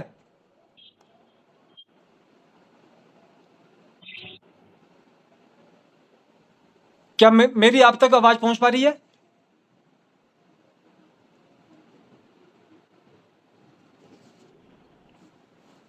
जी जी जी, देखिए वो जलन इसलिए भी हो रही है अभी क्योंकि अब इनकी जो स्किन एक्टिवेशन हो चुकी है, ठीक है, क्योंकि स्किन का जो कलर चेंज होने लगा तो कोई ना कोई तो पिगमेंटेशन एक्टिवेशन होगी ना, स्किन के हेलो, अंदर कोई ना कोई तो डिफरेंस बनना शुरू हाँ होगा। हाँ हाँ आ रही है। जी, पर पर अब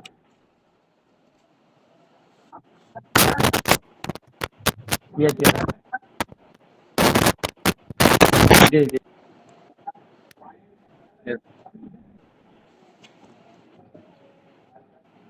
जी, तो जो स्किन, आवाज आ रही है सर? जी सर, जो स्किन एक्टिवेशन जो इनकी हुई है बोलिए उसकी बोलिए। वजह से अब इनको पिगमेंटेशन बनने लगी है, और उसके साथ इनको स्किन के अंदर भी थोड़ी सी हलचल महसूस होने शुरू हो गई है, ठीक है। कितने कितने समय तक आपने इनका यस ट्रीटमेंट यस। हो चुका अभी?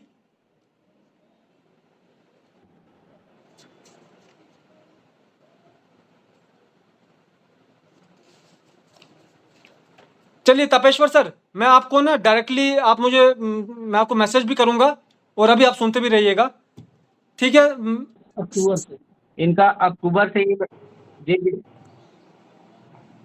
ओके, ठीक है।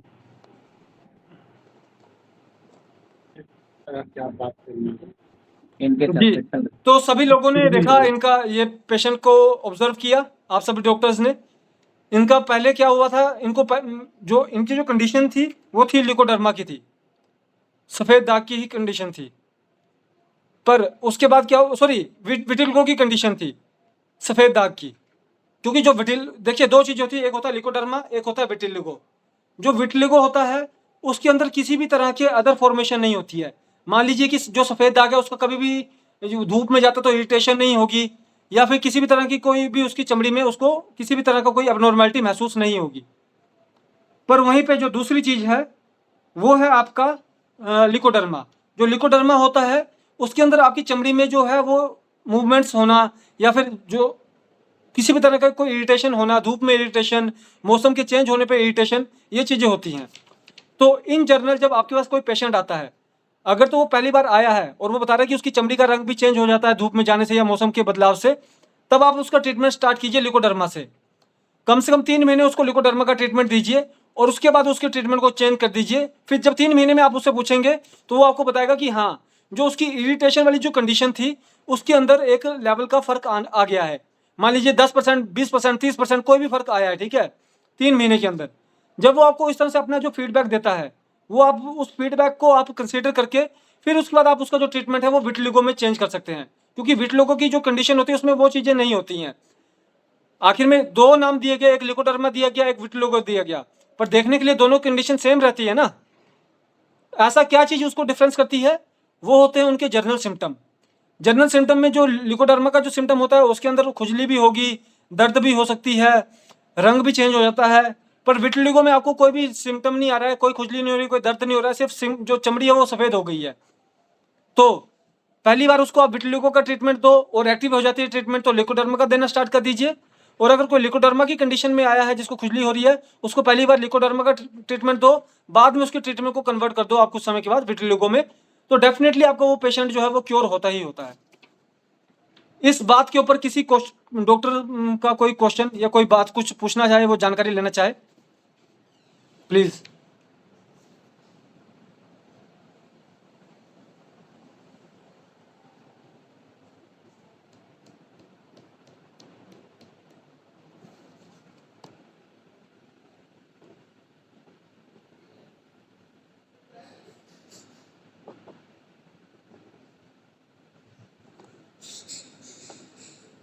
किन्हीं डॉक्टर का कोई कंफ्यूजन बन रहा हो कि हमने क्यों किया ऐसा, किस बेस पे किया, कोई वो जानकारी लेना चाह रहे हो?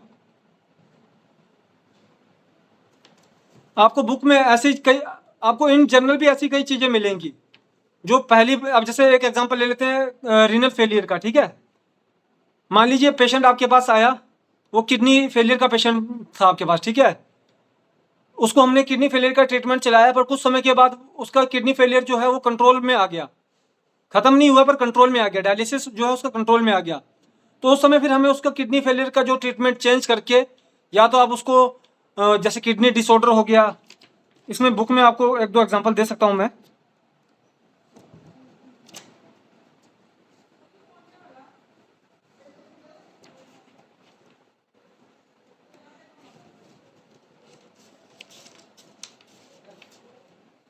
जी, जैसे कि आपका किडनी फेलियर हो गया या फिर कंजेस्टिव किडनी हो गया, इस तरह की आप ये 2-3 फॉर्मूलाज होते हैं।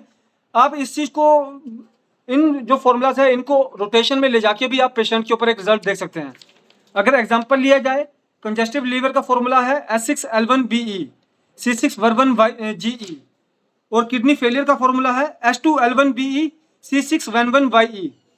आपको इसमें कॉमन भी रेमेडी मिल रही है पर कुछ चेंजेस भी हुए हैं ना।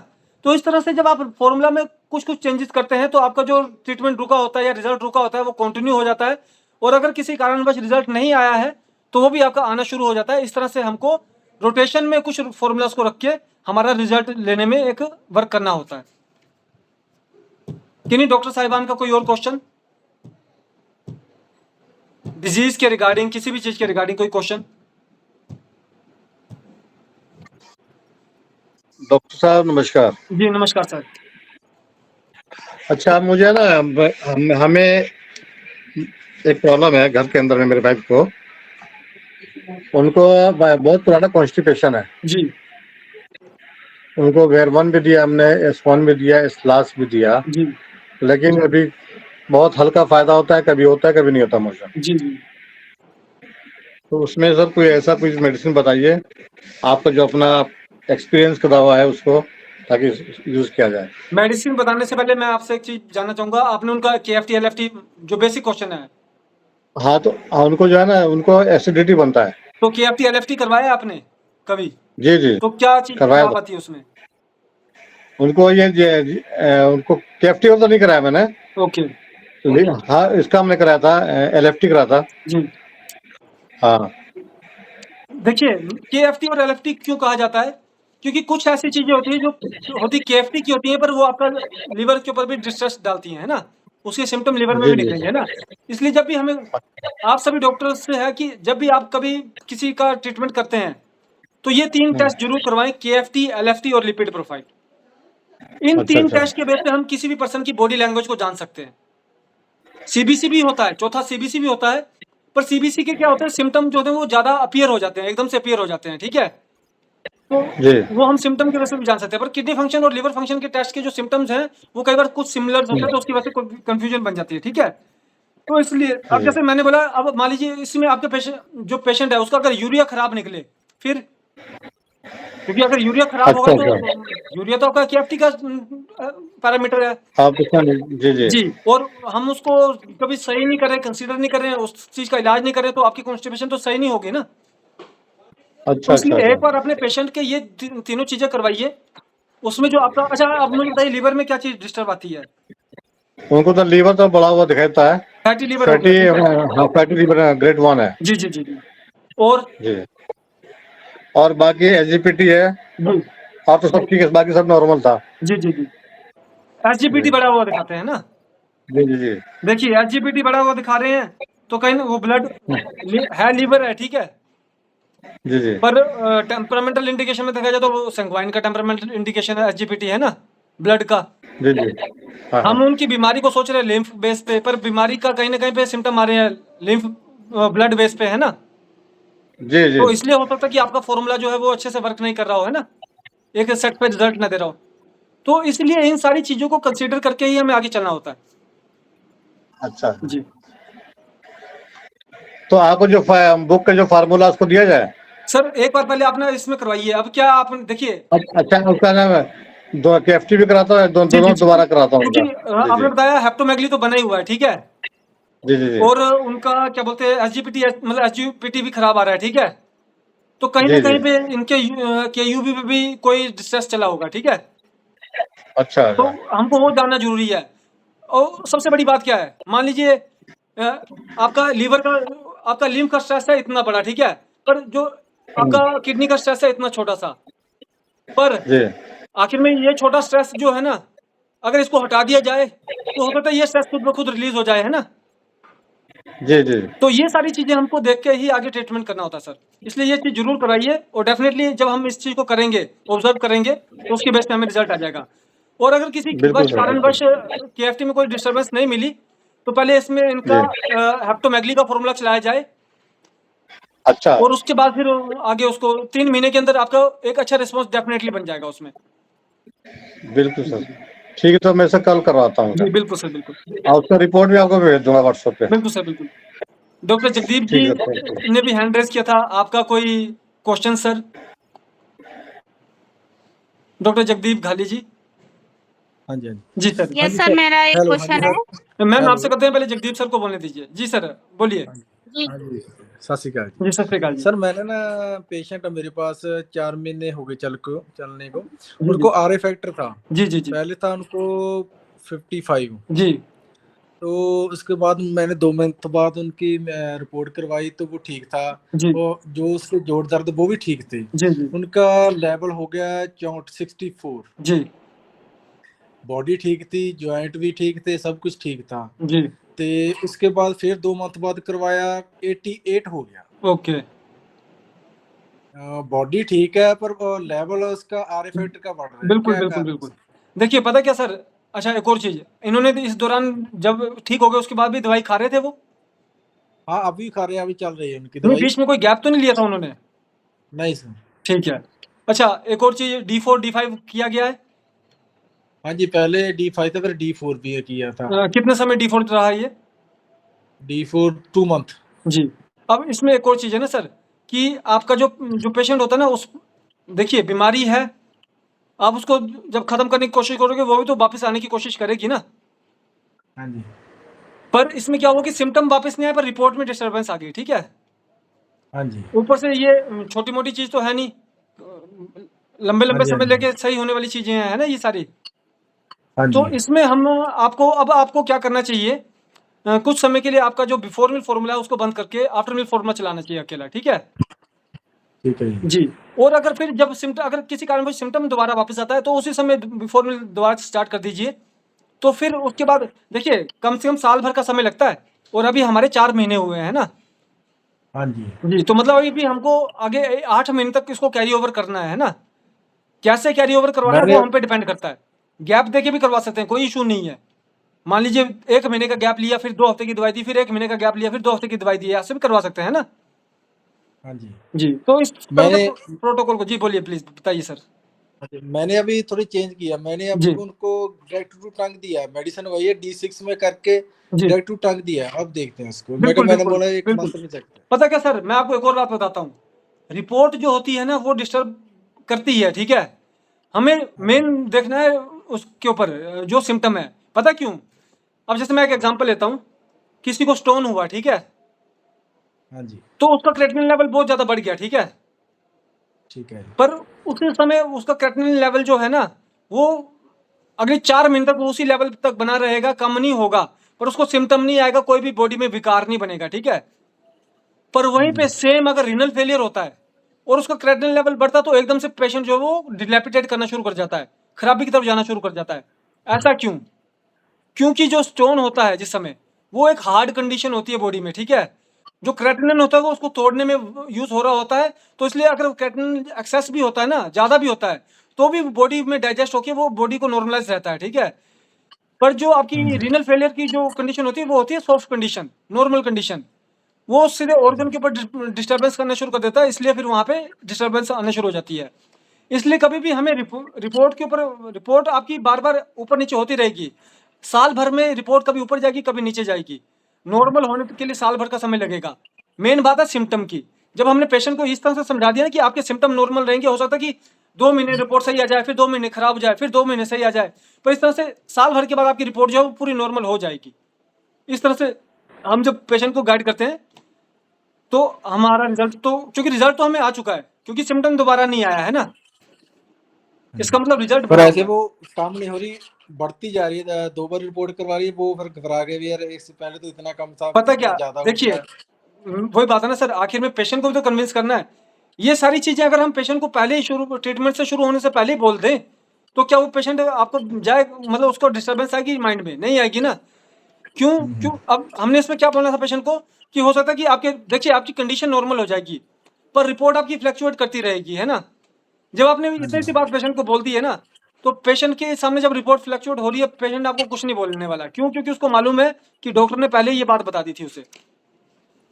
जैसे वो पेशेंट नॉर्मल है, ठीक है, सेटिस्फाइड है, जी, जी, जी। तो इसके लिए नॉलेज के लिए मैंने आपसे जो क्वेश्चन किया था कि उसकी रिपोर्ट है जो बढ़ती जा रही है, उसको कवर नीचे सर, कैसे कर रही थी? अब मैंने आपको इसमें बताया ना, इसमें हमें जब जब सिम्पटम पूरा सही हो जाए ना, तो उस समय फिर हमें बिफोर मील बंद करवा देना चाहिए कुछ समय के लिए। क्योंकि जो बिफोर मील होता है ना, वो आपका हीलिंग फैक्टर को स्टिमुलेट करता रहता है। B4 मतलब खाने से आपके। जो आपका खाने से पहले वाला जो ट्रीटमेंट होता है ना, हाँ जी। वो जब हम उसको क्या बोलते हैं अपना, सॉरी, वो आपका क्योरिंग फैक्टर को स्टिमुलेट करता रहता है। जो स्कोरोफ्लोसो होता है ना, वो आपका क्योरिंग फैक्टर को स्टिमुलेट करता रहता है। जितनी देर आपका वैसे क्योरिंग फैक्टर स्टिमुलेट रहेगा ना, उतनी देर आपकी जो रिपोर्ट है वो भी ऊपर नीचे होती रहेगी, ठीक है। पर अब क्या है कि आपका पेशेंट तो क्योर हो चुका है ना। क्योर का मतलब कि वो उसकी कंडीशन तो नॉर्मल होगी, मतलब वो क्योर हो गया, ठीक है। पर अब उसमें हील होना है। हील का मतलब कि जो क्योरिंग हो चुकी है वो बनी रहे, तो उसी लेवल में बनी रहे, है ना। हाँ जी। जी, तो इसमें जब हम उसको करते हैं पेशेंट को अपना जो ट्रीटमेंट में जब उसका जो बिफोर मील फॉर्मूला है उसको जब हम हटा देते हैं और सिर्फ आफ्टर मील फॉर्मूला चलाते हैं, तो उसकी जो रिपोर्ट है वो नॉर्मलाइज रहने शुरू हो जाती है। क्योंकि मैंने तो B4 पहले नहीं देता, मैं तो 5-10 मिनट के बाद में दे देता हूँ। बंद कर देना है, वैसे बंद कर देना है बिफोर मील फॉर्मूला।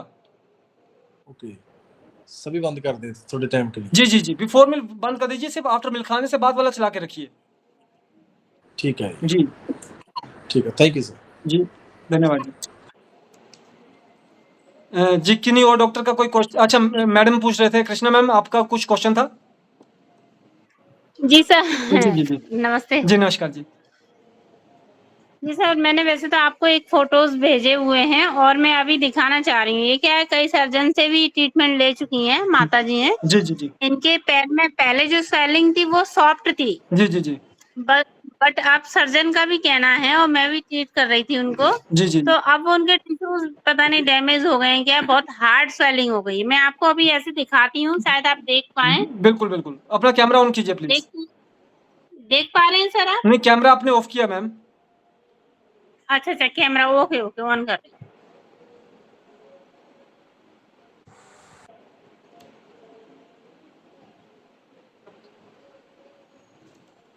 अरे, हो गया है क्या सर? नहीं मैम, अभी नहीं हुआ है। अच्छा, जहाँ पे आपका माइक का अनंत, ऑप्शन होता है ना, उसके साथ में ही एक कैमरा बना होता है। हाँ इसके साथ में ही है, बट वो एक सेकंड ना।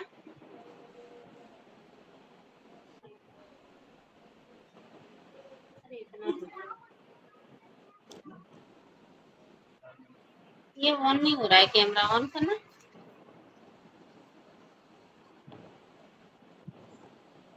क्या दिक्कत हो रही है इसमें?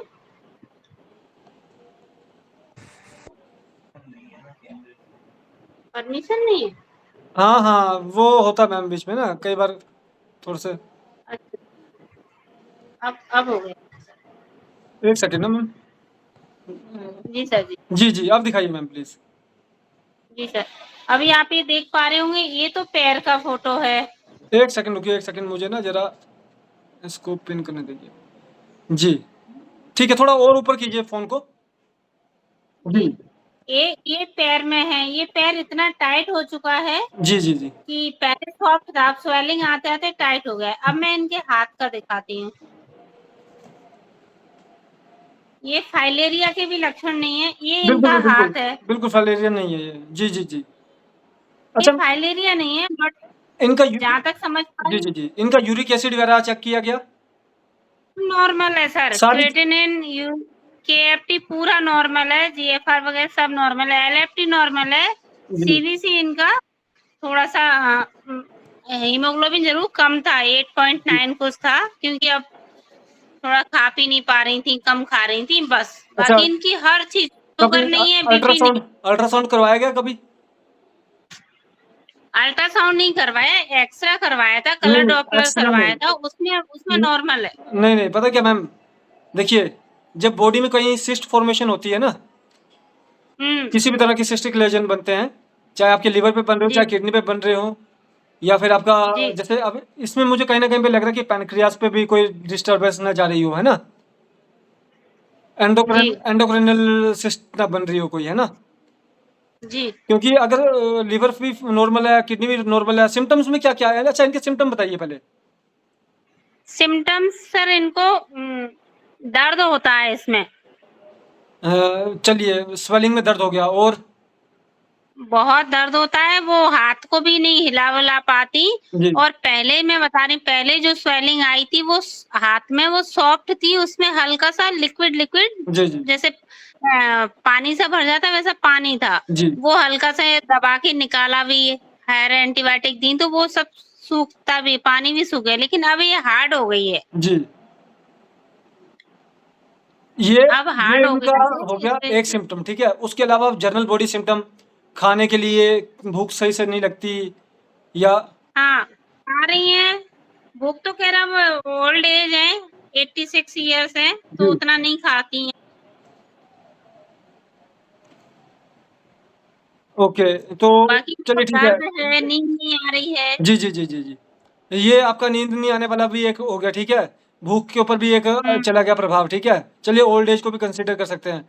उसके अलावा इनको क्या बोलते हैं, अच्छा, इनको जो दर्द है, जो स्वेलिंग है, उसके ऊपर दर्द होती है, या फिर जो जैसे जॉइंट वाला एरिया है वहां पे दर्द होती है जो? नहीं नहीं, जहाँ स्वेलिंग है ना, उसको छूने से दर्द होता है। जी जी जी जी जैसे बहुत हार्ड हो गया तो ऐसे हम छूते हैं, जी करते हैं, तो बहुत, जैसे उसे अभी मैंने सुमेक वगैरह से वो किया, जी का लोशन लगाया, जी जी तो जी। उनको दर्द रुका, है ना। अगर मैम पहले कहीं ना, जी जी आरी को भी रब किया कि शायद स्टिमुलेट हो जाए सेल्स और वो हो जाए, जी लेकिन उससे इतना फर्क नहीं हुआ। डब्ल्यूई का भी मैंने वो किया इनफेक्ट, जी जी जी हाँ, तो उससे ऐसा नहीं लगा, लेकिन जी लगा देती हूँ कि हाँ उसमें थोड़ा सा A2C5 मिला के कि दर्द वर्द में आराम मिले। जी बाकी पेन किलर तो देना ही होता है उनको, जी। और एंटीबायोटिक भी दी हुई थी। जी मैम, कहीं ना कहीं पे ये आपके ना कोई सिस्टिक फॉर्मेशन हो रही है बॉडी में ना, और क्योंकि अच्छा। तो हमको एक बार इनका अल्ट्रासाउंड करवा लेना चाहिए बेशक, एब्डोमेन एंड अच्छा। पेल्विस में ना। इनका कोई कभी जी। ऑपरेशन वगैरह तो नहीं हुआ पास्ट में? हाँ, ऑपरेशन हुए हैं ना इनके, पूरे जिस पैर में स्वेलिंग है उसमें उनको रॉड डली हुई है। ओके, फिर तो मैम ये इन्फेक्शन भी हो सकता है कोई ना कोई। नहीं, लेकिन ईएसआर और सीवियर इन्फेक्शन अभी कल ही की रिपोर्ट मैं आपको सेंड करूंगी, नॉर्मल है। मैम आप इनका ये हाथ का ऑपरेशन पैर में था, जी हाथ में नहीं था। जी जी जी हाथ में वैसे ही स्वेलिंग आई हुई है। मैं वही, चलिए तभी तो मैं आपको बता रहा हूँ ना, मल्टीपल स्वेलिंग है, जी। किडनी फंक्शन सब कुछ सही है, तो कहीं ना कहीं पे सिस्ट बन रही जी। है बॉडी में, ठीक है, सिस्टिक फॉर्मेशन है कोई ना कोई। अब हो सकता है कि अच्छा। वो आपकी बोन लेवल की सिस्टिस ना हो, ठीक है, जी। और आपका हमको इसमें एक बार अल्ट्रासाउंड करवाना चाहिए, पर ऑपरेशन में कोई जी, तो इनका अभी ऑर्गन जैसे रिमूव तो अभी नहीं हुआ इनको कभी? क्या ऑर्गन क्या दें एक्चुअली? हाँ? ऑर्गन रिमूव तो नहीं हुआ कभी इनका कोई? नहीं, नहीं वो नहीं हुआ। ओके, चलिए ठीक है, कोई बात नहीं, कोशिश करेंगे कि अगले जैसे कुछ समय के बाद हम इस केस पे दोबारा डिस्कस करें। अभी मैं क्या, आपने मुझे डिटेल भेज दिया, मैं एक बार सर से बात करके, मुझे लगता है इस वाले पेशेंट पे जी हमारी सर। डिस्कशन नहीं हुई थी अभी, है ना? नहीं, नहीं सर, अपनी डिस्कशन हुई थी। पहले जी जी पैरों में क्या है, फिंगर्स वो हो गई थी, जी जी गल गई थी, तो अपन ने इलेक्ट्रोपैथी से ही फिंगर्स को ठीक किया था। जी जी जी जी इनके सर्दियों में इनके पैरों की फिंगर्स जी जी में जी गल जी गई जी थी, स्वेलिंग आ रही थी, जी जी तो अपन ने इलेक्ट्रोपैथी से ही ठीक किया था। आपसे भी मेरे जी जी काफ़ी जी डिस्कशन होता बिल्कुल बिल्कुल बिल्कुल है ना? जी, ये वही पेशेंट है हाँ। ना? हाँ जी, अच्छा, तो मतलब एक हाँ कंडीशन है, इनकी ये वही नॉर्मलाइज पे। हो गई है और पर दूसरी कंडीशन इनकी खराब हो गई है ना? हाँ, अब वो ठीक हो गई। एक्चुअली अभी बीच में क्या है, 1 मंथ पहले फादर चले गए, तो उसमें उनका खाना-पीना छूटा, थोड़ा टेंशन रही, तब से ये ऐसे ऑटोमेटिक उभरा कि अभी स्वेलिंग जा ही नहीं रही। जी इवन फिर मैंने सोचा मैं नहीं कंट्रोल कर पा रही, मैंने सर्जन को भी कंसल्ट किया। जी जी सर्जन ने भी अब 1.5 महीने से लगभग ट्रीटमेंट दिया है, जी जी तो वो पेन किलर, एंटीबायोटिक वगैरह दी हैं, पर वो जो हार्डनेस है ना, जी। वो कम नहीं हो रही, और पेन किलर मत खाओ तो फिर दर्द है। अच्छा, अल्ट्रासाउंड करवाने के लिए क्या दिक्कत आ रही है? अल्ट्रासाउंड तो अभी तक किसी ने एडवाइस भी नहीं किया, मेरे भी दिमाग में नहीं था, क्योंकि इनका पेट-वेट सब नॉर्मल है, अच्छे से खाती हैं, अच्छे से मतलब फ्रेश भी होती हैं, कोई बीपी नहीं है, कभी शुगर नहीं है, कोई दिक्कत नहीं। कलर डॉपलर बोला था, जी जी एक्स-रे बोला था, वो सब मैंने नहीं करवा नहीं के नहीं, पता दिया क्या है, ब्लड रिपोर्ट मैंने सारी करवाई हुई हैं। मैम, अब देखिए, अब कहीं ना कहीं पे ना जा भी रहा है सिम्टम ना, जैसे पहले इनके हुँ। डीजनरेशन होने लग पड़ा था पैरों में, ठीक है, हाँ। फिर अब क्या है, अब स्वेलिंग मल्टीपल, ये समझ लीजिए माइलोमेट्रिक कंडीशन बन गई, मल्टीपल ऑर्गन, मल्टीपल सिम्टम बनने लग पड़े, मल्टीपल जगह पे जी। सिम्टम बनने लग पड़े, है ना? कहीं ना कहीं पे कोई सिस्टिक हाँ। कंडीशन है जो कि हमें कंसिडर नहीं कर पा रहे हैं, और उसकी वजह से ये सारी खराबी चल रही है। क्योंकि जब सिस्ट भी जी। बनते हैं ना, तो कई बार आपके जो एलेफ्टिक कैविटी होते हैं वो नॉर्मल आते हैं, बाद में पता चलता है अच्छा इसमें तो सिस्ट बनी हुई थी। सर, यही मुझे डाउट था, तो मैंने 3 जगह अलग-अलग लैब से रिपोर्ट कराई, क्योंकि आजकल लैबों का भी बड़ा अपन को पता है कैसा फिनोमेनन चल रहा है। नहीं नहीं, मैंने आप अलग-अलग कराई। जी आप करवाइए इनका ना, एक बार वो करवाइए जरूर, अल्ट्रासाउंड करवाइए, होल जी। एब्डोमेन एंड पेल्विस का इंक्लूडेड में, फिर हम हुँ। देखते हैं कि क्या चीज़ है। मान लीजिए कि अगर आपकी सिस्ट बन रही है किडनी पे, तो भी इस तरह की डिजनरेशन हुँ। हो सकती है, लीवर पे सिस्ट बन रही है तो भी हो सकती है, पैनक्रियाटिक सिस्ट बन रही है तो भी हो सकती है। सबसे बड़ी बात है नहीं तो कि सर जी, जी जी, तो इसलिए आप करवाइए। किडनी में प्रॉब्लम है तो उनका जीएफआर भी मैम, गड़बड़ा सकता पता है, क्या, केएफटी भी। देखिए, जी। जो ब्लड लेवल की जो जांच होती है ना, वो आपकी टॉक्सिक जी। बेस्ड जांच होती है, ठीक है। जी। कभी भी अब क्या है, इसमें अब स्वेलिंग आई है, ठीक है, पर उसके बावजूद भी इनका जी। किडनी फंक्शन नॉर्मल दिखाया जा रहा है, इसका मतलब बॉडी में जी। टॉक्सिसिटी नहीं बन रही है ना? जी। बॉडी टॉक्सिक नहीं हो रही, पर ऑर्गन टॉक्सिक हो रहा है। अच्छा। जी, तो ऑर्गन के अभी तक हमने ऑर्गन की कोई भी जांच नहीं करवाई है। हुँ। ऑर्गन नहीं, ऐसे तो अब मैंने सोचा इनको एमआरआई कराएँ या पेट स्किन कराएँ, पर पेट स्किन नहीं हो सकता इनका, जी जी जी क्योंकि इनको इस मेटल डला हुआ है ना, जी जी जी जी जी तो वो वैसे ही मना किया हुआ है, नहीं, इसीलिए तो वैसा आप पता क्या, टेस्ट। आप इनका करवाइए अल्ट्रासाउंड। हुँ। जी, डेफिनेटली हमें कुछ ना कुछ उसमें देखने को मिल जाएगा। तो अभी क्या देना चाहिए? पता क्या, वो मैं एक बार मुझे सर से डिस्कस करना पड़ेगा ना। पर पता क्या मैम, जी, जी, सबसे बड़ी बात है कि एक कंडीशन क्योर होने के बाद दूसरी चीज हुई है, ठीक है। जी हाँ सर, यही हो रहा है। इसीलिए तो हमें पहले एक बार अगर अल्ट्रासाउंड करवा दें तो हमारी सारी कंफ्यूजन हट जाएगी फिर सबकी, है ना। जी सर। अगर आप सारे डॉक्टर जुड़े हुए हैं, मैं आपको बताऊं, इनके जो पैर था वो गलने शुरू हो चुके थे। अब हम फोटो देख रहे हैं तो कोई भी वो गलन दिख नहीं रही है ना। नहीं, फिंगर्स सर्दियों में इनकी फिंगर्स में गलाव हो गया था, जी, जी, वो जी। सही हो गया बिल्कुल। नेफ्रोपैथी से। तो हमने हमें रेविसन का फॉर्मूला ही जी, दिया जी, जी, था, बिल्कुल। हालांकि उसमें 2 महीने लगे, बिल्कुल, लेकिन बिल्कुल। बहुत अच्छा हो गया था। बिल्कुल, बिल्कुल। तो इसलिए हम ये सारी चीज़ें हम सारों के लिए एक लेसन है ना? ये हमारे लिए एक्सपीरियंस है। क्या एक्सपीरियंस है? कि जो डिज़ीज़ होती है कई बार उसका पकड़ जब तक नहीं आ रहा होता है। चलिए, अब मेरे को लगता है जहाँ तक आप बेशक पल्स डायग्नोसिस कर रहे हैं, ठीक है? पर कहीं न कहीं पे कुछ जी। छूट रहा है आपसे भी, है ना? बिल्कुल सर। बिल्कुल। अगर वही अब कोई हमारा एक्सपर्ट डॉक्टर देखे इस पल्स को, तो हो सकता है कि वो कोई और कंक्लूजन पे जाए, है ना? बिल्कुल सर, जी, जी, जी। चलिए, कोई इश्यू नहीं, आप इनका पहले अल्ट्रासाउंड करवाइए, फिर हम इस पे नेक्स्ट पे जाते हैं मैम। उतने टाइम के लिए आप ठीक है इसको सर। C17 और एल्कोलिन रैपिड ही करवाइए बस। हाँ, सॉरी, एल्कोलिन कंटिन्यू चल C17 रही नहीं, है। 827 जो है ना हमारा, अच्छा। उसको रेगुलर करवाइए, ठीक है? जी, वो क्योंकि मैं ये जी, जी। A2C10 वाला जो डाइल्यूशन है ना कॉन्स्टिपेशन वाला, वो भी दे देती हूँ, क्योंकि कई बार पेट जैसे कम पता खाया क्या, या साफ आप नहीं ना हो रहा। अभी ओरिजिनल फॉर्मूला से थोड़ा दूर जाइए। 827 अच्छा, एनजीप्लेक्स और एल्कोलिन, इनको एनजीप्लेक्स दिन में 2 से 3 बार जैसे चाय पीते हैं ना, वैसे करके पिलाइए, ठीक है? अच्छा, और जो आपका ठीक है सर। एल्कोलिन है वो दिन में 3 बार खाना खाने के बाद, जैसे 10 मिनट के बाद 1 चम्मच पिला दीजिए, ठीक है? अच्छा, और 827 है वो ठीक हर है, 2 घंटे में 5-5 बूंदे जीभ पे दीजिए।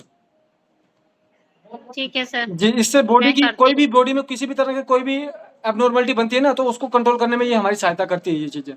तो आप ये कीजिए, पर जी सर, उतनी देर में आप इनका अल्ट्रासाउंड ज़रूर करवाइए। जी सर, मैं करवाती हूँ। जी, जी, थैंक यू मैम, जी, थैंक यू। और मैं इनकी सारे रिपोर्ट्स आपको जी, भेजती हूँ। जी, जी, जी, जी। जी, जी, कि नहीं और डॉक्टर का कोई क्वेश्चन?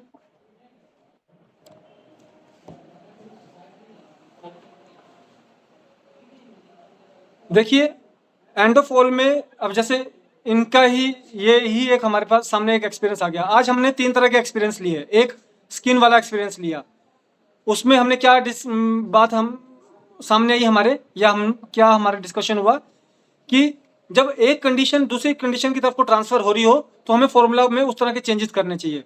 इन सारी चीज़ों में कॉमन क्या चीज़ थी? फॉर्मूला में चेंज। पहले हमें एक कॉमन फॉर्मूला देना है और उसके बाद जो उसकी जो चेंजेस आ रहे हैं उसके बेस पे हमें उस फॉर्मूला में चेंज करते रहना है। पूरा फॉर्मूला कभी चेंज नहीं करना चाहिए। S5 मान लीजिए एग्जांपल है, S6 L1 भी चला हुआ है, ठीक है? तो S6 को रहने दीजिए। आपको लगता है L1 की जगह WEN करना तो WEN करके कर दीजिए। BE की जगह RE करना तो RE करके देख लीजिए, है ना?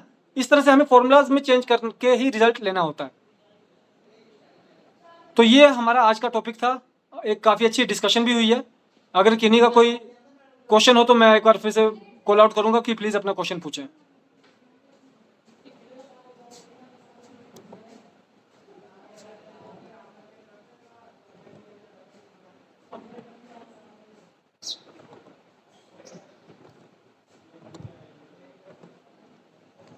तो चलिए, उम्मीद रखते हैं कि आपका हमारा जो ये सेशन चल रहे हैं वो काफ़ी अच्छे चल रहे हैं। हाँ, सॉरी फॉर लेट इन्फॉर्म, हमारा जो नेक्स्ट सेशन है वो हम ऐसे कंडक्ट नहीं कर पाएंगे। नेक्स्ट 2 सेशन हम शायद से कंडक्ट नहीं कर पाएंगे, क्योंकि जी हरमीत सर, आपने हैंड रेज किया है, कोई क्वेश्चन? हम चूँकि जो नेक्स्ट टाइम पे हम होंगे लखनऊ में, तो वहाँ पे हम कोशिश करेंगे आपको अपने साथ जोड़ा जाए लाइव, और उसके बाद कुछ हमारे आगे कुछ चीज़ें चल रही हैं, तो हो सकता है कि उसमें हमारा आपस में कुछ समय डिस्कशन ना हो पाए। पर जहाँ जहाँ भी हम अपने एजुकेशनल प्रोग्राम में रहेंगे, हम आपको अपने साथ जोड़ने की पूरी कोशिश करेंगे। तो इसी के साथ आप सबका हमारे साथ जुड़ने के लिए बहुत बहुत धन्यवाद। प्लीज़ इसी तरह से अपना सपोर्ट हमें देते रहिए। मैं कुछ अगर मेरे से कुछ गलत कन्वर्सेशन होता है, मतलब कुछ रॉन्ग इन्फॉर्मेशन हो जाती है, क्योंकि मैं भी अभी अनएक्सपीरियंस्ड हूँ। आप सभी के एक्सपीरियंस को कंज्यूम करके मैं आगे चल रहा हूँ, तो मुझे प्लीज़ आगे एक्यूरेट और सही करने के लिए प्लीज़ अपना फीडबैक देते रहें। बहुत बहुत धन्यवाद।